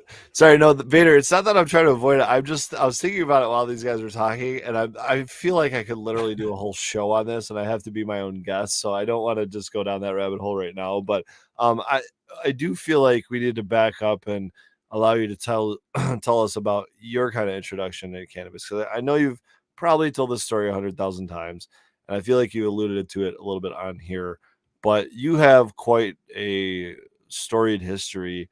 And with these experiences that a lot of us don't. And I just think you could expand a little bit more on that, like what brought you to this and what kept you here, really, because we could all find 100,000 excuses to not do what we're doing too, but there seems to be just as many reasons to do it, and to continue to pushing, for what we're looking for, what we're growing for, what we're breeding for, what we're extracting for. Tell us a little bit more about that if you could. If it's just like a foundation thing, I mean, yeah, I alluded like, hey, I was in the military, Marine Corps as well, and got medical injury and was discharged, and that whole thing got PEB'd because they were like, nope, you're not going to get any better, but if you're even going to get better, and you're definitely not going to get any better in the next freaking whatever years, so no, you're out. Which was really disappointing to me at the time, because like, I don't know, I really like, you don't go do something like that if you're not Right. trying to I like would have been career same. yeah, like get into it. And I have a family history. My family is that way. I have grandparents and things and stuff. So it was a proud thing for me, and I was very disappointed about it. And even though people like, it is what it is, and there's nothing you can do about it in those situations, you still, even on a mental level, like can be a little debilitating that, I'd worked so hard for athletics, things like that, gotten into it, wanted to do career, made a choice to go in actually at the time and not do degree and stuff and go an officer, but to do enlisted so I could do an enlisted run, then go to college and then decide if I wanted to go an officer route or if I wanted to go off and bridge off into something creative or do something else in the just civilian world. Was it basketball or something else? Because if you guys don't know, Vader is probably the tallest guy in the game. Some of you guys have met me and you guys have told me I'm tall or whatever, but there's few people that I've met in my life that I literally have to look up to, and Vader is one of them. Yeah, Tall dude. Yeah, funny enough, when I graduated high school, I was 6'5", but by the time I was 23, I was 6'8". So I still even grew afterwards. So crazy. Wow. Yeah, I think even in the military, it says like I'm 6'6.5" or something. And, Genetics, huh? like, got out there. Yeah, I just kept going. Actually, Valkyrie was, because we were early dating at the time. She was concerned that I had a That pituitary Maui gland issue, and I'd have to go checked out because the gigantism was just going to keep going. Oh, damn.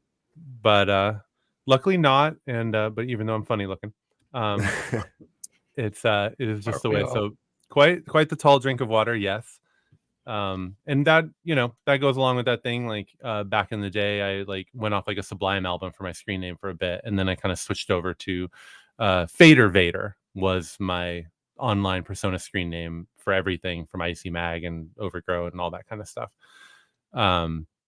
Later on, so that's where the Vader sort of persona comes from, and things was just like, yeah, I'm super tall and I had been injured in the military, more machine than man, and that was kind of like a fun thing. So that's where that history of like even my screen name and that persona comes from.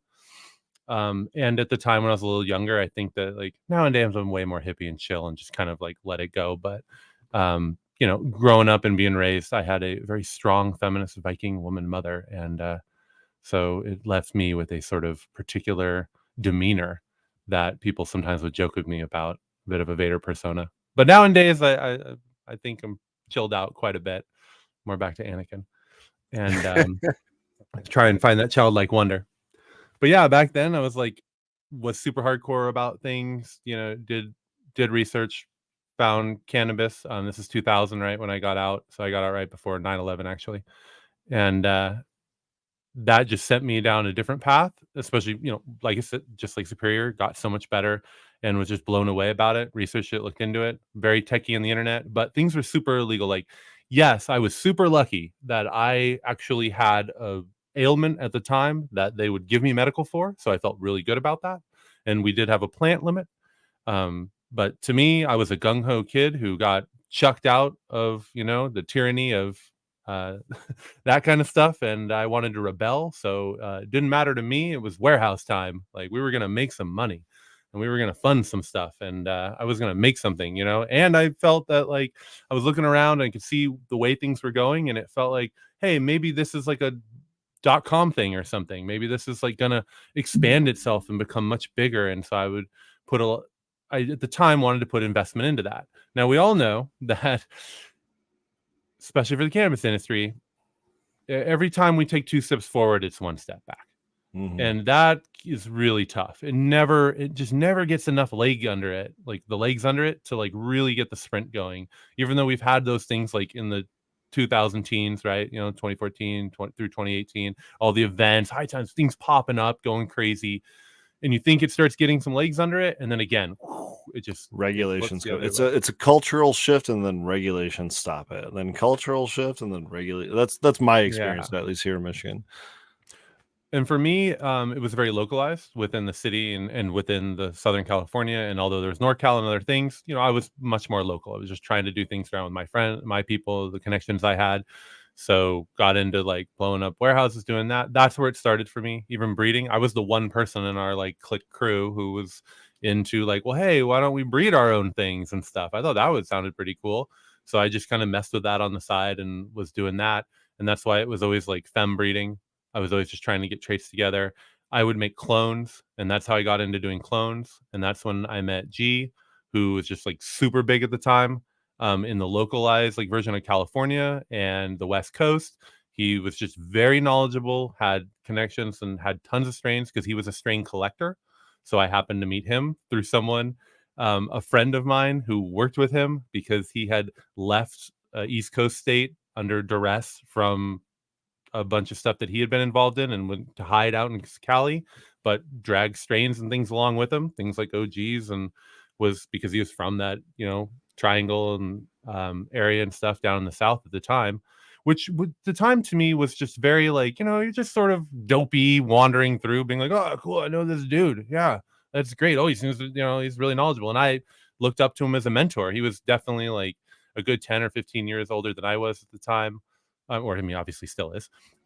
He didn't have like 50,000 followers on Instagram you could verify or anything. No, but like nothing that, like this. Like I just met him. He seemed super cool, and he helped me. He was the one who was like, "Go get the George's Bible. Go do this. Go like." I was like, "All right." And I read it from top to bottom in 2 days. Came back to him and was like, "Yo, I read through all this. Like, I read the book twice. I'm I a looked pro. I looked through the back, if the back of the Grow Bible for George, especially those old copies. I don't know how they are now, but they would have the I forget what they called them, but he would like have mini stories about someone who grew a certain way, and it would say how successful they were. And so I was inspired by a couple of those grows, especially hydroponics. I was just like, oh yeah, NASA, this kind of stuff. This is me. Like I'm getting into this, right? We're gonna grow weed on Mars. So that's what I wanted to do, and that's what I was really inspired about. And so through that, over the years, like, he continued doing his business. I continued meeting more people, connections, doing all of that. Everything, my connections, OG, my connections with Oregon Kid and stuff, when they brought the OG over and started releasing that out. I just happened to be there at the time, was one of the people working a business and was just part of the crew. So those kinds of things happening were a bit serendipitous, right? In their way. But there was always trials, Overgrow went down. We lost everything, knowledge, connections, all kinds of stuff. And then the communities that kind of moved over to IC Mag and then, Roll It Up, or there was a Canadian forum and stuff that I don't know if it's still there at the time, but and then there was the other one, which was the magazine, the Canadian magazine. I forget. I don't remember off the top of my head because I smoked too much weed, I guess. But anyways, but there was those, but everything kind of fractured and split up. So a lot of people who were at Overgrow, kind of some of them went over to IC Mag, and some of them went over to here, and you lose a lot of, and we lost a lot of what were these strains and what was actually the lineage and then everybody started being really nitpicky about like, I'm the one who bred it, and I'm the person who did this, and that's like, and that really got out of control. And then of course High Times is there. There are certain editors, certain people who are writing articles being like, this is the way. And so when everybody reads in media, like something like High Times, that's what the lineage is. That's facts. People just go with it, Right. Little history is written by the winners concept. Myself included, it's easy to just Google something and then repeat that information on a podcast or something. And then come to find out years later or something, it's like completely wrong. And it's, I guess that's just the way it is, but I'm guilty of that kind of thing too. There's stuff that like I truly thought was a certain way and was just under the impression that that's the way it was. And then later it comes out that it may be something different or whatever. OG is a very popular story about that, right? With OG Kush Story and Bubba and everything. And like, I didn't know them. I didn't have any personal connection. So as stories kept flying around with different stuff, and everybody trying to like claim for it. I'm one of the people who was like around for it, but I never tried to lay any claim. Same with Ocean Grown. People ask like, oh, it's Ocean Grown or whatnot. Where does that come from? Well, that Ocean Grown name is something I adopted for myself, just as far as the idea that there was this lineage story from Larry brought down the OG from Tahoe. And that when people asked about it, Kush was super popular in LA at the time. And people asked like, oh, hey, is this Kush? And although it wasn't actually related to it, right, coming from the South, doing the whole thing, but he was like, oh no, this isn't like mountain grown Kush, this is ocean grown Kush. And so that was like a rumor story for around. And it was always just kind of a silly story to me, but some people really latched onto it, and it was pushed around forums and media and all kinds of stuff. And there's an article in High Times back then in the early 2000s where they say that. But that wasn't actually the true story. So later when it comes out that this is not it, OG just stands for original, right? OG, all that. And I was always under that impression too. But it was like kind of a joke one-off of like, yeah, because I love OG so much and was around that, and I'm from Hawaii and that's where my family and like stuff and lineage comes from. It lended itself well to that lifestyle, that beachy kind of like life that, you know, really Yeah, the brand set with me. matched. And so the brand Yeah. match. So, but at the very beginning, we tried to do like a Star Wars themed thing. It was like a Death Star seeds, but then Death Star, the strain came out from Iowa or Ohio. I Right. can't remember. I want to Shoot, I don't know where it came from. but High Times published an article, and I was like, we can't do a seed company. There's a strain now. Like I didn't even know there was a strain. Where did this thing come from?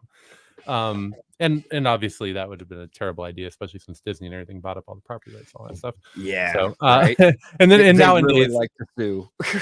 but when I was younger, I mean, I'm just some 20s, some kid just being like, yeah, whatever.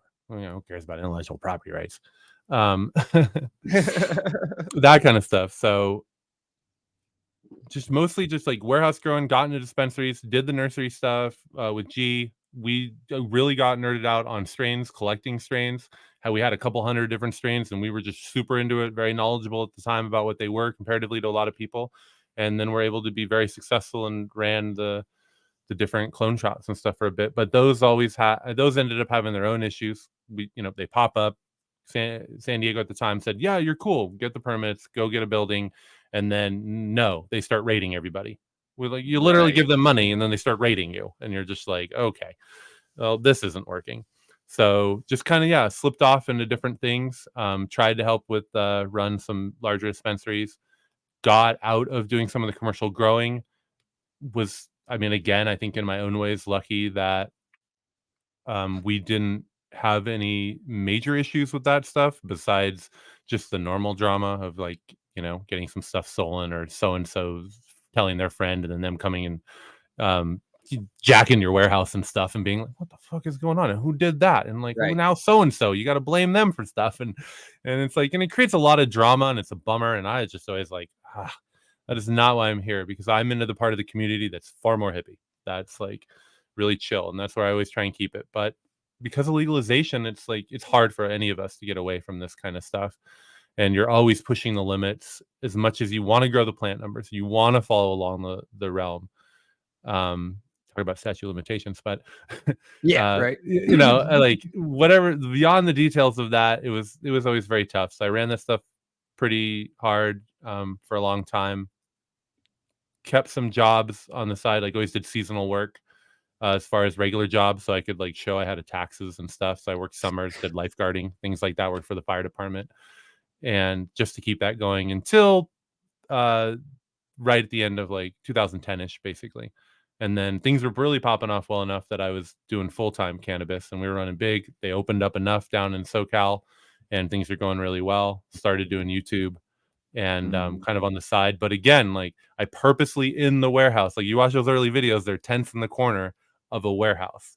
And you can see it because I got the racks up. And if you look at the racks, there's some shots where like you can kind of see I've got panda tarping up on the back of the racks and it looks kind of whatever.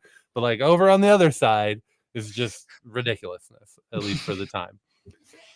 And but I really wanted to participate and kind of do that stuff. But I was very scared to share the size and the availability and to flex that in the grows. Yeah. So that's where that side got to be my little experiment R&D area. I got to show some of the stuff that we were messing with, and then also at the same time show the breeding and getting into like we were doing breeding, and I'm just running breed tents, like making like that was the easiest, most flexible thing to do. And before like hardlining into making true chambers and things like that and getting into that kind of stuff. But that's pretty much the kind of baseline evolution of where it like came from. And then after that, it's kind of history. We all met and everything and got to see each other. And that's just because the industry itself was really opening up. High Times really facilitated, I think, a lot of that in those early years before they got bought out and then things slipped. But even High Times itself was basically messed up from the regulation of the different states, right? When things were far more medical, it was a lot more like, oh, loosey-goosey and open.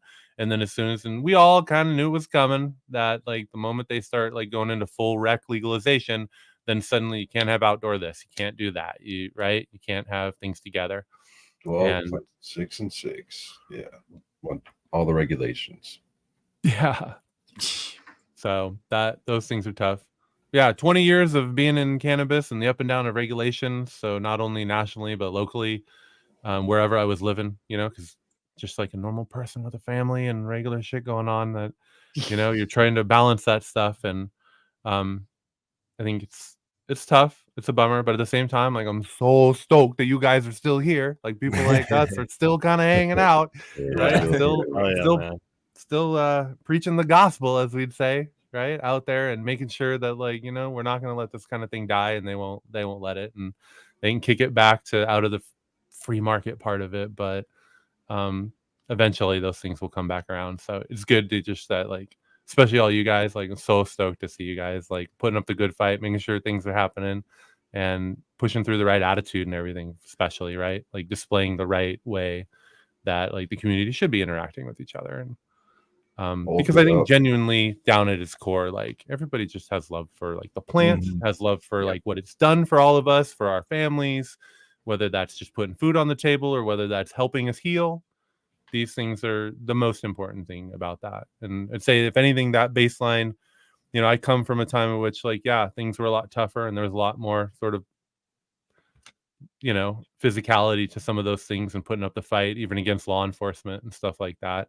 I've definitely calmed down a lot more and just kind of, like, chilled back. But yeah, there was a time when I was definitely far more rough and tough, and, being the size I am and being my backgrounds and stuff. Yeah. I I remember the natural. attitude after the Marine Corps. it allowed me to feel safe into being able to do that stuff. I always knew, like, that things can get bad really quickly, and when it comes to certain stuff, like, things can be very, not just scary, but there are mean people out there doing bad stuff, and especially in realms where things and regulation is low. And that's my biggest issue with regulation being so bad, is it breeds itself people and certain kinds of, like, clandestine things coming in and, right, poisoning the well, as you will. It's so true, and it's so unfortunate the amount of unprofessionalism that is involved in this industry. And, like, I mean, pre-rec and post-rec, it's like it's a breeding ground for it. I want to shift real quick before we come to a close here. One of the things that has impressed me, and I brought up your production value and all that, of course, when it comes to your YouTube channel. And I appreciate that. I have tried over the years, but I don't think I'm great. And I see other people who do a really good job too. And you guys do a great job, even in the way you guys run through your productions. Well, it's pretty basic time over here, but we do what we can. I just want to say, like, when it comes to packaging, even, and the marketing of things and branding, that's one of the things I take note of. One of the things I've been, I guess, professionally trained in or whatever. And I mean, it's just everything, like the color schemes, the fonts, the sticker inside the pack, the graphic on the back, the fact that you have, a seal there that's got, like, a batch number on it. I just was going through old stickers. I found this one that made me laugh. OG 710 oil 420, like the different measurements on there. I mean, how important is marketing when it comes to all this? And we could say, any business, but really when it comes to the cannabis thing, and when you're trying to start it yourself, whether it be a caregiver or maybe commercial side of things, I mean, how important is that? Because I see you clearly putting a lot of value and time and effort into it, it seems. Tell us a little bit about that. I love that stuff. So it's important to me for the eye of it. I look at even packaging and marketing as an art form itself. Growing is an art form. My producing content is an art form in the way we do it. It's all art, but it all weaves itself into each other, and all of that is collaborative, right? Those things are collaborating. Same with the, like, branding and marketing collaboration of people. Like, Shrimp, shout out to Shrimp. He is a big, and, like, not just inspiration, but of physicality in the marketing of the graphics and the creativity behind that. I'll steal some credit and say, yes, I got to say that's good, and try changing that color and maybe the font or whatever. But without that, it would have been different. I have packaging from earlier times at which I was doing something different. Like when we were doing the old matchbooks and the art that was on there, like I was collaborating with my brother at the time, and he's an artist and like really a beautiful artist. He can draw crazy stuff and like, and so that was like a part of the brand. But as you move forward and we think about the industry, we look at it, you know, what is available, then we research, we look, okay, what's going to work for packaging? Part of that packaging issue is that we had some connection to it. We had seen it. Shrimp is the one who did it. And it made a lot of sense because we were thinking future that like, hey, what if you're at a dispensary and you could just grab it off the rack? So those packages, they go on the slide racks. Those are the ones. That's what we did. I looked at it, but at the same time, yes, I wanted there to be a certain visibility of seeds. I'd look at other branding, and that's where I look for inspiration. I look around in a market and say, what do I like and want to adopt into, I think works, and what is something I don't and I want to do different. And that goes for everyone. Like if you want to be in any kind of market, and especially marketing itself, it's kind of a little bit of that. Like look around, see what's working, what you can adopt, practices, if you will. Yeah, don't, you know, it's not about stealing, but at the same time, like I don't know, like what's, you know, there's Don't a fine reinvent the line wheel. between inspiring or not. And again, you just have to chalk it up to that shoulders of giants. You're not coming from nothing, you know, right? Yeah. Even the availability of the tools you have, Photoshop or something to do something lends itself into that. So for the packaging, marketing, things like that, I think a lot of that is collaborative over the years. Same with like old stuff. Same with the videos and things like that. There are people behind the scenes. I'm making skits. My brother's helping me write scripts that are helping me with jokes. And nobody's ever even seen him. He's not like on any of the stuff, right? Or he's actually in a couple of videos, but just like some hands or something. You're gonna make me watch thousands of hours of no. man hands. I don't know if they took it down. If the dabbinism video is still up there, where we were talking about dabbing and doing all that, we were making kind of fun about the joke. Like we love extracts and doing all that, but like dabbing turned into this thing at the time, right? It was like this viral concept of dabbing. Like nobody was dabbing before. They were smoking hash, like, you know, on the bowl and stuff or whatever. But when we got to like move over to the other side, and I'm sure there's some real OGs who were doing it for 10 years before that, right? Freebasing or whatever they want to call it. But in that realm, yeah, like there are lots of other people and lots of other things, and I draw inspiration from that, and that is a huge part. And same with my channel. Like I've always recognized that Vader himself, you know, it's like not, I mean, I'm a real person here, but that is really truly a persona, and I always treated it that way. I treated it as part of the marketing, and that it is only going to display a certain amount of time and a certain kind of thing out in front of other people. And I am representing other people on my team. That's why I use the word team. Throughout the years, people I'm collaborating with who are part of things who I am drawing inspiration and stuff from too. So in some ways, yes, it's going to have a little bit of my flair in it. I get to contribute to those things, but I truly believe like a lot of people have contributed to the success of those kinds of concepts, including things like High Times, which is why, you know, it's a bummer when like big market players just you find are just washed away. Yeah, so quickly, man. Oh, and that's the most brutal part. I think every time something gets washed away, whether it's local regulation for us and companies and friends and things first, or something as big as like a media publication like that, where it just like it seems like overnight with the right. The flow that was company going was a mess, though.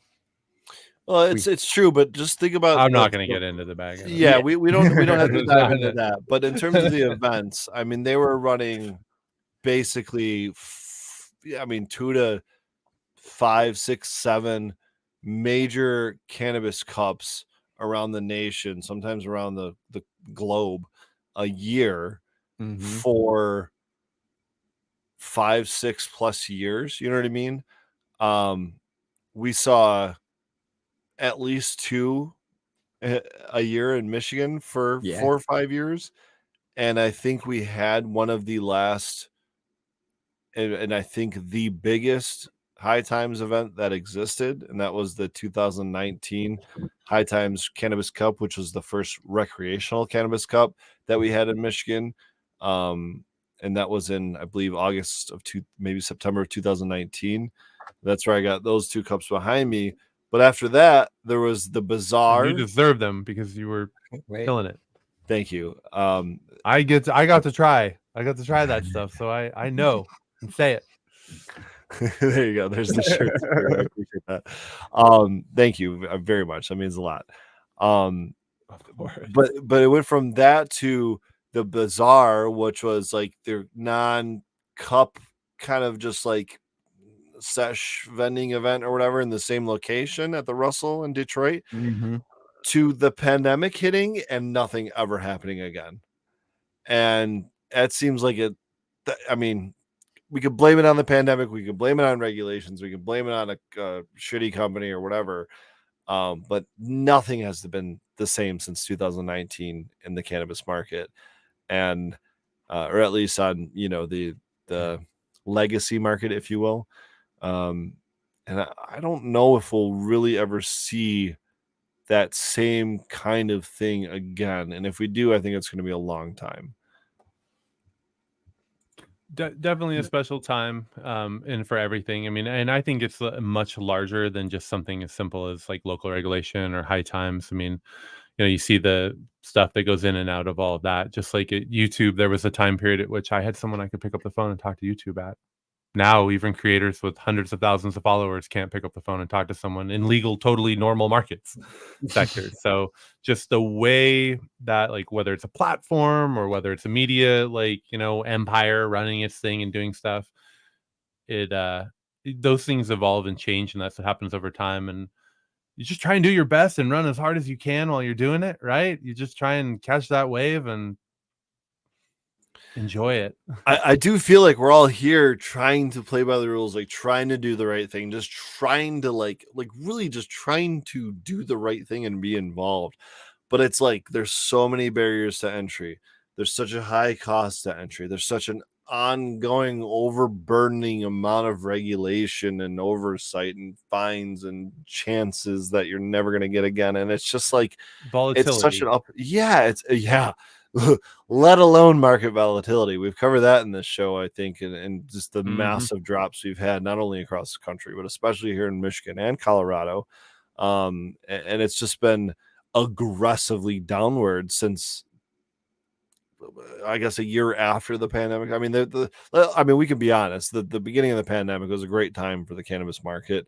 It exploded it. And here in Michigan, we went from, I guess, still technically illegal, other than if you have a med card and you've been approved by a doctor. Like, so basically illegal in the state of Michigan, to an essential business and recreationally legal, like, 21 plus, an essential business. In 3 months, we went from illegal to an essential business in 3 months here in Michigan. And I mean, that was just had them open. It was great. Yeah.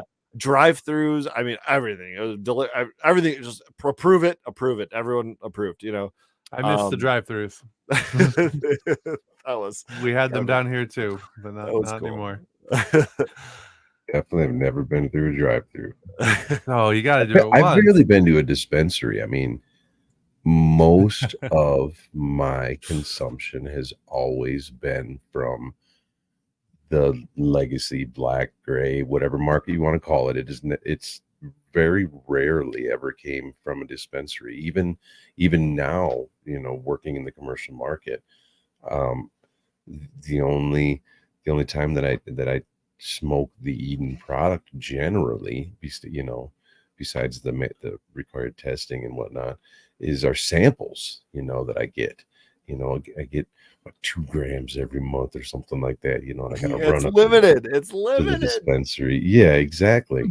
and so I run up and I get my samples, and then I get to try some of the Eden product, and of course I know what it is. I've had it 100 million times, but I just rarely go to a dispensary. So for me, even just going to travel to get my sample is fun, because then I get to interact with the bud tender, and I get to kind of educate them a little bit on the product and whatnot. And it's just kind of a cool thing for me, even for somebody who's been here and who's been in this market for as long as they have. And even like on the commercial side, I never go into dispensaries.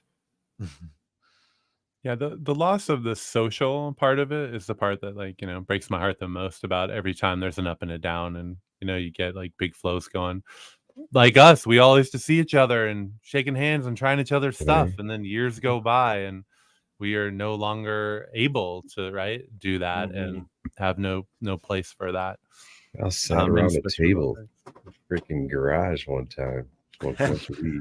Oh man, actually, so I'm trying to get the MBGS crew to do basically a Thanksgiving, and the model I have for that is Med Grower having everybody over. Nice. Just such unreal hospitality for them. That was always such a great time, and so we're trying to do I will something. always cherish those times. Oh For my sure. gosh, man, it's seriously, it's just like it's so incredible to have. I mean, let alone a public event with that many people, but like just to get that many like-minded people that you really only like this meet online, um, in person, and be able to have those discussions and break bread and smoke a 7.5 gram Clementine joint that everyone left the table except Vader and I, and it's just like great memories, man. Great memories. So shout out to Megro. He's been on the show too. He I think it was like episode 4, maybe. He was on this, and man, I miss Awesome. those days, but I look forward to more of them because I think it's certainly in our future. Yeah, those Absolutely. things definitely, I'm sure, will come back to our stuff. It's always a bummer being in between the tides, the low tide, but eventually it will rise again. Yeah, you stick around long enough, and you see enough tides rising and lowering that you just Yeah. You try and just go with it sometimes from time to time, but I'm totally with you. I mean, it's like people in my life, like, they smoke some weed and do whatever, but to find people who have the same level of passion that you do to be able to suffer through some of this for sure. And then while at the same time, like, without the suffering part, just the love of it and all that and the interest, like it's hard to find like people like really around. And that's the really cool thing. I think that shows like this, the internet allows us to participate in and to connect and to, you know, gain knowledge from so many people, just like you guys doing so much stuff, right? I get to gain lots of knowledge by being able to pick up the phone and ask you guys when I need a question answered or something. That's one of the greatest resources that like I know I have, even if it's not talking to you guys all the time. Pedro is one of those people. When I need something, I've called Pedro, hit him up, Okay. and he has beyond graciously helped me in ways I can't even describe. I'm here. And I really appreciate Awesome. that, and from all of you guys. No, riding the tide is sometimes more so for me nowadays become kind of a definition of my persona, and not that my persona isn't Pedro, because anybody that's ever met and hung out with Pedro, it's pretty this one-sided dude you get, but yeah, staying here, trying to ride the tide, trying to go through the ups and downs, but yeah, remembering those old times, man. The round table, getting together every Friday night. We kind of wanted to create a little bit of that here, but a little smaller, a little more quaint, a little more not guided. And we miss you, man. Good conversation. No, absolutely. I think the show is doing great. I mean, for Girl, fantastic hosts, great questions, allows me to ramble on because I love to ramble. Everybody knows me. I could talk forever. I try to keep it back up a little bit. No, that's to what have you on, I mean. man. Yeah, that's why I have to back up too. Like sometimes I'm like, oh yeah, we have a guest on this show. I could sit here and talk for hours, but you're the important one tonight. So hey, man, we're appreciative of your time tonight. Thank you, VaderOG, so much. One more Absolutely. quick time for everybody out there. Where can they find you? Shout out what what's coming up next, where they can find you, just kind of how to keep up with you.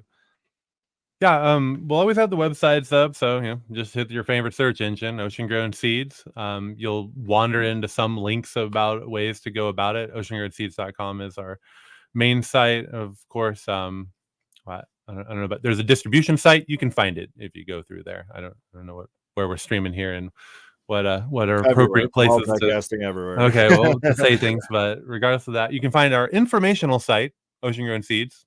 Information are there. That'll have some links off to communities like our Discord. Ocean Grown Seeds is our Discord. You can go check that out. I have my channel, VaderOG. You can look at that at VaderOG if you type that into YouTube, or if you just search through there, put out more than enough videos. Generally, it does pop up. You should be able to find that. I think if you even Ocean Grown Seeds. So Instagram, there is Instagram for both the company and for my personal profile, but we're not really on there that much anymore because of, we'll call it Meta. Meta has decided that they have particular policies, so which is too bad. And so I've kind of backed off that a little bit. Although I do see that there are some people thriving on there, on and off. So good for that. Maybe we'll be back on there at some point. But say mostly if you want to get interaction, Discord would be probably the main place to go, kind of check out the community. But even then, I do apologize. I'm pretty like sleuthy through the dark, and unless you're superior, someone I can get to do my bidding. Always there watching. He's there watching. I'm there watching. So, and then as far as new stuff goes, we're working on the Hawaiian Street. I'm still doing preservation. I love that. I've been really stoked about that. Proud to be able to like do that. I feel like kind of a legacy is handed to you, and you're like, well, I got to do something with this. Let's right. Let's not let this fall by the wayside. This is really cool stuff. And then want to be able to share that with other people. I think that's the biggest thing about sharing the genetics. And that's why I love the fact that there are so many different genetic companies. I encourage that more people get into breeding, get into doing whatever, get into the industry, make an impact. Like it's only going to make everybody else and everything else stronger. And for us, we're just kind of able to now, because of that, move our way off into just like having a little bit more fun, and it's less about the commercial over the years. So looking for those fruity flavors and things like that, and some different structures, and that's kind of what we're playing with. Well, just that outro gave me about 5 more questions, so we're definitely going to have an episode 2 with you. And cheers, guys. I appreciate, again, Vader, your time. Pedro, Superior Buds, you guys got anything else to say before we close it out tonight? Take care, everyone. Cheers. Cheers, Look guys. down below for all the links. Have a good night. Smile.